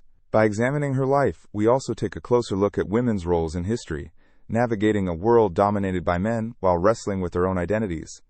As we unravel the tale of Elizabeth Báthory, an intriguing tapestry emerges, weaving together strands of historical truth, folklore, and societal commentary. In doing so, we not only explore the life of a woman shrouded in mystery and horror, but also examine our own perceptions of morality, justice, and the ways in which narratives are shaped by culture. Ultimately, Báthory's legacy serves as a lens through which we can reflect on the human experience, the fragility of reputation, the quest for power, and the darker corners of the human psyche. Her story remains a compelling reminder of how history can distort and glorify, leaving behind echoes of intrigue for generations to ponder. In April 2011, a shocking crime shook the quiet town of Nantes, France. The Dupont de Ligonnès family, a prominent and seemingly ordinary family, was at the center of a mystery that captivated not just the locals, but people around the world. The events that unfolded were like something taken from a gripping novel, yet they were all too real. The story begins with the discovery of the bodies of Agnès Dupont de Ligonnès and her 4 children. They were found buried beneath a patio in their home, a scene that would send shockwaves through the community. But even more bewildering was the absence of the father, Xavier Dupont de Ligonnès. Following the horrible discovery, he became the prime suspect in a case that quickly morphed into an international manhunt. Agnès was a devoted mother, known for her warmth and dedication to her children. Her husband, Xavier, was both a count and a man of mystery. Reports painted a picture of a seemingly normal life, filled with family activities and social gatherings. But Xavier's life was rife with complexities. Financial troubles, familial tension, and a chaotic lifestyle lurked beneath the surface of this affluent family. In the days leading up to the discovery of the bodies, residents reported that the family had been unusually quiet. Neighbors noted that they hadn't seen the children playing outside as they typically did. The silence raised eyebrows, but few could have imagined the horror that would come to light. When authorities arrived at the family home, the investigation quickly shifted towards Xavier, who had vanished without a trace. This absence was a red flag. The police noted the unusual circumstances surrounding the family's deaths and began to piece together a timeline that led to Xavier. Rumors spread like wildfire as the investigation proceeded. There were whispers of a possible motive tied to Xavier's financial woes. He had been facing significant debt and was allegedly involved in questionable business dealings. Some speculated that he could have felt cornered, leading him to take extreme measures against his own family. The police launched an extensive search, not only in France but across Europe and even beyond. Posters with Xavier's face were plastered in public places, and the media was ablaze with updates. As the days turned into weeks, public interest in the case burgeoned. People were drawn in by the element of mystery, the chilling details, and the unanswered questions surrounding this tragic story. As is often the case in high-profile disappearances, conspiracy theories began to thrive. Some believed Xavier had meticulously planned the whole event, intending to start a new life under an assumed identity. Others speculated that he had met a more sinister fate himself. Intriguingly, Xavier was known to have a penchant for having hobbies that were somewhat out of the ordinary. He had dabbled in writing and even published a book, though it never gained significant traction. This creative side of him led some to theorize that he might have orchestrated the whole affair like a plot in one of his stories, leaving his life behind for a fresh start. As the investigation moved forward, international media coverage continued to grow, drawing in even more interest. True crime aficionados began to dissect every detail, looking for clues that could lead to answers. Documentaries, podcasts, and articles sprung up, all attempting to unravel the mystery of the missing count. Meanwhile, various sightings of Xavier were reported from different parts of the world. From South America to the United States, claims flooded in, each one adding another layer of intrigue to the case. However, none were substantiated. The man who had captivated the public's attention remained elusive. Years passed, and the case began to creep into the realms of cold cases, often revisited, but always avoiding closure. The question of what really happened that fateful night in Nantes lingered in the air, haunting as a ghost. Law enforcement officials continued to investigate leads, but as time elapsed, the likelihood of finding definitive answers dwindled. In 2019, nearly a decade after the incident, new DNA evidence and fresh insights reignited focus on the long-standing mystery. This resurfacing of interest gave a glimmer of hope to those who still sought the truth. Additionally, the allure of unresolved mysteries continued to stimulate public fascination, ensuring that the Dupont de Ligonnès case would endure within the annals of true crime lore. To this day, the legacy of the Dupont de Ligonnès case remains profoundly entwined with the theme of family, loss, and the human psyche's darker avenues. It poses profound questions about morality, responsibility, and the lengths to which one may go to escape their reality. As time continues to pass, this chilling tale resonates, serving as a haunting reminder of how families, even those that seem perfectly constructed, can fall apart in unimaginable and tragic ways. The lack of resolution leaves space for imagination and theories, ensuring that the story of Xavier Dupont de Ligonnès does not fade from memory. Investigators, true crime enthusiasts, and the general public alike remain captivated by a case still shrouded in mystery, waiting for the day when the truth might finally be unveiled. In the quiet town of Amityville, New York, there stands a house that has been etched into the annals of American folklore, infamous not just for its architecture, but for the tragic events that unfolded within its walls. The story begins in the early morning hours of November 13, 1974, when the DeFeo family was brutally murdered in their home. Ronald DeFeo Jr. was responsible for the deaths of his parents, 2 brothers, and 2 sisters. The chilling nature of these murders would later make the house a focal point of media attention and horror legend. Ronald DeFeo Jr. grew up in a family that presented a facade of normalcy.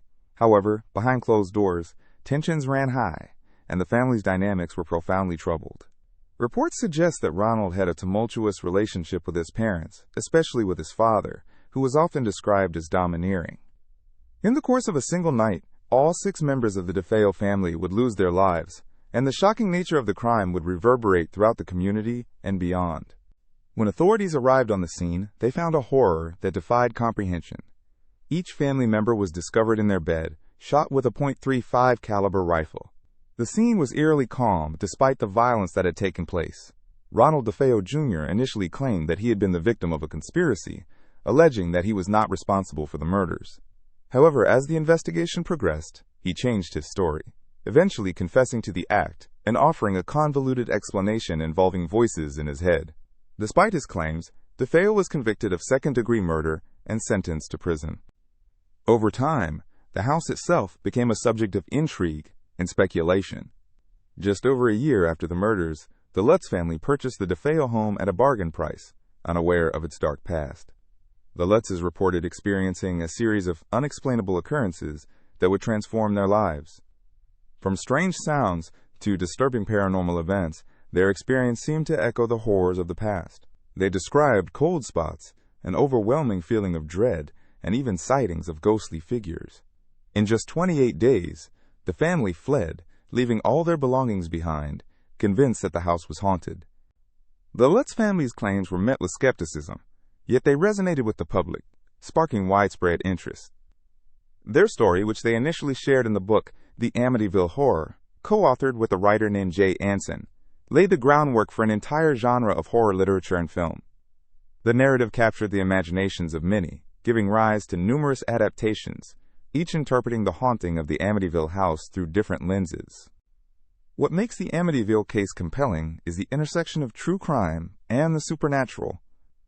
The horrific murders serve as a backdrop to the purported hauntings that followed, prompting questions about whether evil could linger in a place after such violence. Many wondered if the sinister energy from that shocking night remained embedded in the walls of the house, permeating the very structure itself. The Amityville horror phenomenon delves into deeper themes, such as the nature of trauma and how it can echo through time. The murders were a monumental tragedy for the DeFeo family, and the repercussions stretched far beyond their immediate community. The Lutz's experience illustrates how trauma can manifest not only in those directly affected, but also in those who come into contact with the aftermath. As investigators and paranormal enthusiasts sought to explore the house, various explanations emerged. Some insisted it was simply the fabrications of a troubled family seeking attention and financial gain. Others believed that the lingering spirits of the DeFeos could indeed haunt the house, seeking their unresolved fate. The numerous accounts and theories surrounding the house illustrate the complexities of belief when it comes to the intersection of reality and the supernatural. The legacy of the Amityville horror also poses questions about the media's role in shaping public perception of both tragedy and the paranormal. The sensationalized accounts contributed to a culture of fear and fascination surrounding the idea of haunted houses, blurring the lines between fact and fiction. The story of Amityville has inspired countless movies, documentaries, articles, and discussion forums, feeding into a cycle of intrigue that refuses to die down. Despite the Lutz family's departure, the house has remained a point of curiosity. Over the years, many new families have lived in the home. While some have reported their own strange encounters, others have dismissed the stories entirely.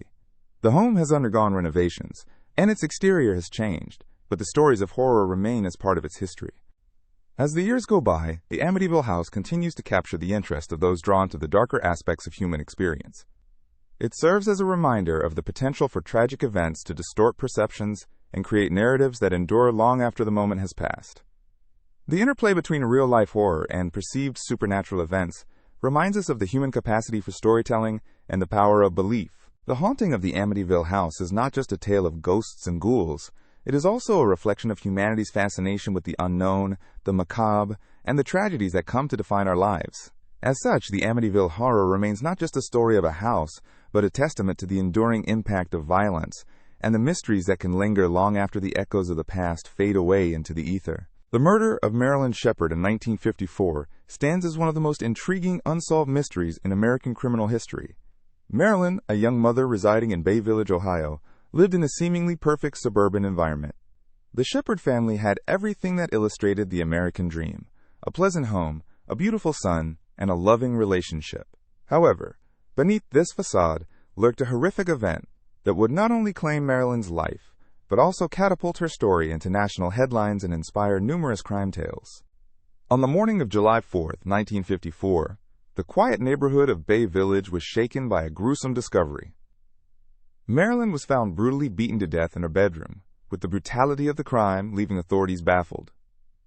The scene was horrific, characterized by a violent struggle that suggested a strong possibility of a home invasion. The details of Marilyn's death flooded the press, turning her story into a sensationalized news item. At the center of this story was her husband, Dr. Samuel Sheppard, a well-respected neurosurgeon. Samuel soon became the prime suspect, and the media frenzy surrounding the case painted him in a negative light. Many were captivated by details of their tumultuous marriage, with reports suggesting potential infidelity and discord. Samuel's claims that a mysterious intruder was responsible did little to quell the growing distrust against him. As the investigation unfolded, sensational tales began to circulate, fueled largely by the media's appetite for scandal. The Sheppard home was portrayed as a haunted place, overshadowed by the tragic death of a young mother. This incident spurred speculation, with theories ranging from deeply buried family secrets to possible motives from hidden enemies. The public's fascination with the crime only intensified, and it soon became one of the most widely reported murder stories of that time. The legal battle that followed showcased the complexities of the American judicial system. Samuel maintained his innocence, claiming that he had been asleep in another part of the house when the attack occurred. In a trial that attracted significant attention, the prosecution's case against him relied heavily on circumstantial evidence. The jury deliberated, and Samuel was found guilty and sentenced to life in prison. However, the story didn't end there. The Museum of Public Opinion began to shift dramatically after Samuel's conviction. Over time, new evidence arose, and doubts emerged regarding his guilt. His conviction sparked a heated debate about the presumption of innocence, media influence on public perception, and the reliability of witness testimonies. Samuel's case made its way through the legal system until it ultimately reached the Supreme Court, which overturned his conviction due to the prejudicial nature of the pretrial media coverage. After serving nearly a decade behind bars, Dr. Samuel Sheppard was set free. His dramatic exoneration drew substantial media attention, as many people felt they had been misled by the sensationalized coverage. It raised questions about the fairness of trials in the glare of public scrutiny, and sparked conversations about justice, reputation, and the lives affected by violent crime. When someone is thrust into a narrative as a criminal, even without substantive evidence, the benefits of being innocent can quickly fade as the media wields considerable power over public perception. Interestingly, the case inspired various adaptations in popular culture, including books, movies, and television series. The murder of Marilyn Sheppard was fictionalized and reimagined many times, reflecting society's constant intrigue with crime and its mysteries. The event heralded discussions on the treatment of women, media ethics, and the very foundation of criminal justice, leading many to think critically about how such situations unfold both in reality and in storytelling. At the heart of this puzzling crime lies the unresolved question surrounding Marilyn's brutal death. Who truly was responsible for the violence that ripped apart a family and shattered a community? The case remains unsolved in the traditional sense, with numerous theories but no definitive answers. Many have speculated about potential suspects, from secret lovers to jealous acquaintances. Even side characters in the Sheppard narrative, like neighbors and local figures, have been pulled into the web of potential complicity. As generations have passed, the murder of Marilyn Sheppard still captivates audiences. It serves as a reminder of the darker facets of human existence and society's ongoing struggle for justice. Although details may fade over time, the core of the mystery remains ripe for exploration. New documentaries continue to be produced, newer theories are debated, and the fascination endures. The story illustrates not just the crime itself, but the people intertwined within its tragic threads, reflecting society's complex relationship with fear, grief, and the relentless search for truth. The Sheppard case transcends a simple murder mystery. It encapsulates a societal phenomenon, sparking further exploration into the implications of crime, the consequences of narrative, and the struggle for truth. It challenges us to look beyond the headlines and think about the deeper currents that affect lives irrevocably. The tragedy of Marilyn Sheppard remains relevant, inviting each generation to look back and seek understanding in a tale that still echoes through history.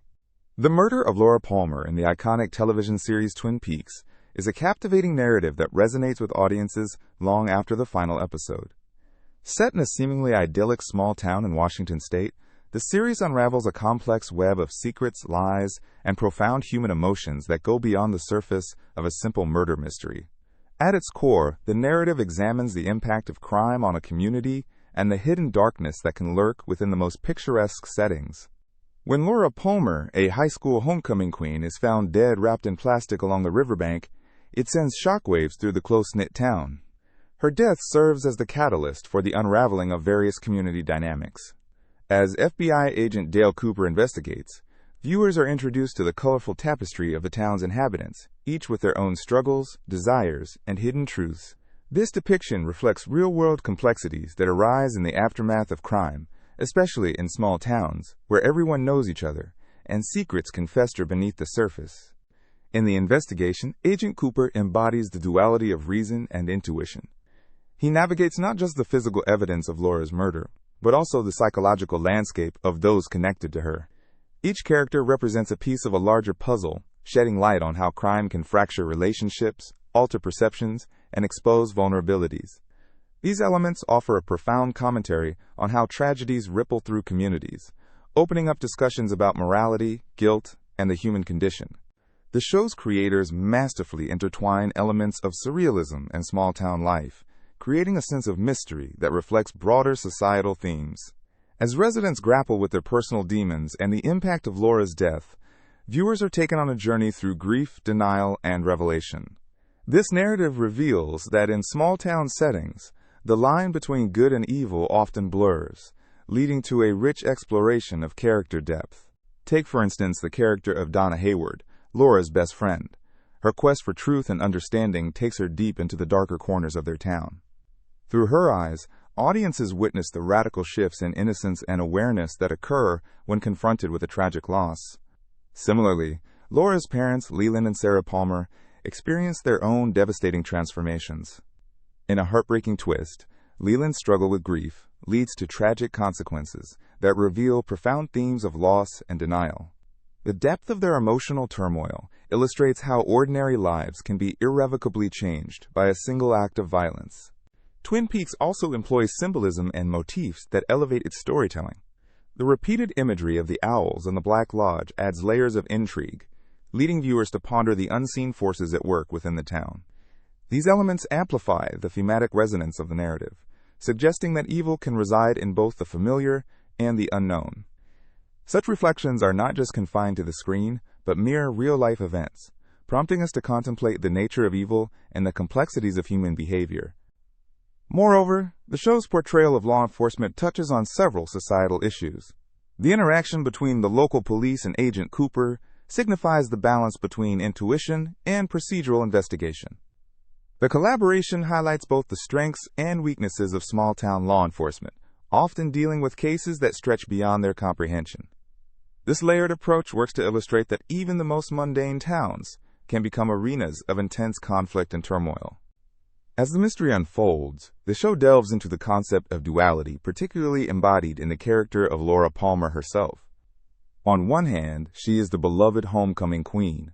On the other, she is entangled in a web of troubled relationships and dangerous liaisons. This dual nature is emblematic of broader societal issues, including the often ignored struggles faced by individuals, especially young women, as they navigate societal expectations and personal desires. Laura's story serves as a reflection on the pressures of adolescence, the search for identity, and the darker aspects of human nature.